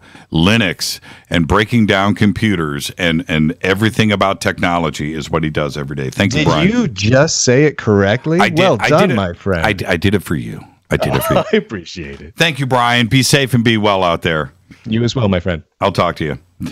Bryan Lunduke, everybody. And I do mean this. It's very, very simple. Lunduke, LUNDUKE.com. The links are over at jimmychurchradio.com. All right. His videos are great and they will make you laugh, but the tech stuff is very, very cool. So go and get your edumacation on over at lunduke.com. And before I depart, I've got a couple of things that I want to run by you really quick, because they are interesting, and it's also all of the news that you know absolutely nothing about. And this first thing up, the Baltimore Police Department has announced the deaths of 3 men shot in 2 separate incidents, pushing the city's homicide count to 278 so far this year, ahead of New York in terms of total murders and Chicago in murders per capita. Of the last 100 homicides, the majority were shooting deaths. The highest numbers of deaths were for black males in their 20s, 30s, and 40s, with 41, 22, and 16 homicides, respectively. All generations were hit, however, from teenagers as young as 15 to the elderly at 97 years old. Overall homicides were up 16% over last year as of October 7th, and it is on pace for the deadliest year on record. On a per capita basis and in total homicides, Baltimore's current population is just over 621,000. Absolutely incredible. Well, I got to talk about this because tropical storm, now turned Hurricane Ophelia, is bearing down on Ireland with speeds now, wind speeds of about 109 miles per hour in Ireland. Now, I said this last week, and I mean this. Ophelia is the 10th tropical storm in a row to reach the status of a hurricane in the Atlantic Ocean this season. It hasn't happened for over 120 years. The last time it happened was in 1893. It also happened in 1886 and in 1878. But not since 1893 have we seen anything like this. And back then, the way that they were tracking storms was not, obviously with satellites, but they didn't have electricity or the data or the computers to track this and accurately monitor wind speeds and storms. Okay, but one thing is for sure, in the technical age, since 1900, right? This is 2017. We have not seen it. And it makes you wonder if there isn't something else going on. Now, barely 1 month removed from that massive data breach that exposed personal information for more than 145 million Americans, Equifax appears to have been compromised again. This last time, the website was directing customers to malicious malware. Now, I had said, now this is the thing, this is what is bizarre about this. The issue involves a third-party vendor for Equifax. I had mentioned the day of the breach when Equifax had said that they were going to provide free credit monitoring services for everybody that was affected. All Equifax, all you had to do was go and register. On that day, I was directed to fake websites. I had said that. You know, and it is now coming out. I had to go back and listen to my exact words. What I do remember was the experience that I was going through. I knew by clicking on this that I was not on a real website. I couldn't enter my data, and I did it like 3 or 4 times. It was forcing me to click on a button, which I never do. I'm glad that I didn't, right? But that's what was really fascinating to me. And I kept going back. And so I went back to CNN. I went back to MSN. I went back to Fox. I went to RT. I went to everybody that was reporting on Equifax and the hyperlink that was provided for in those articles for the Equifax free credit reporting. And it all took me back to the fake site.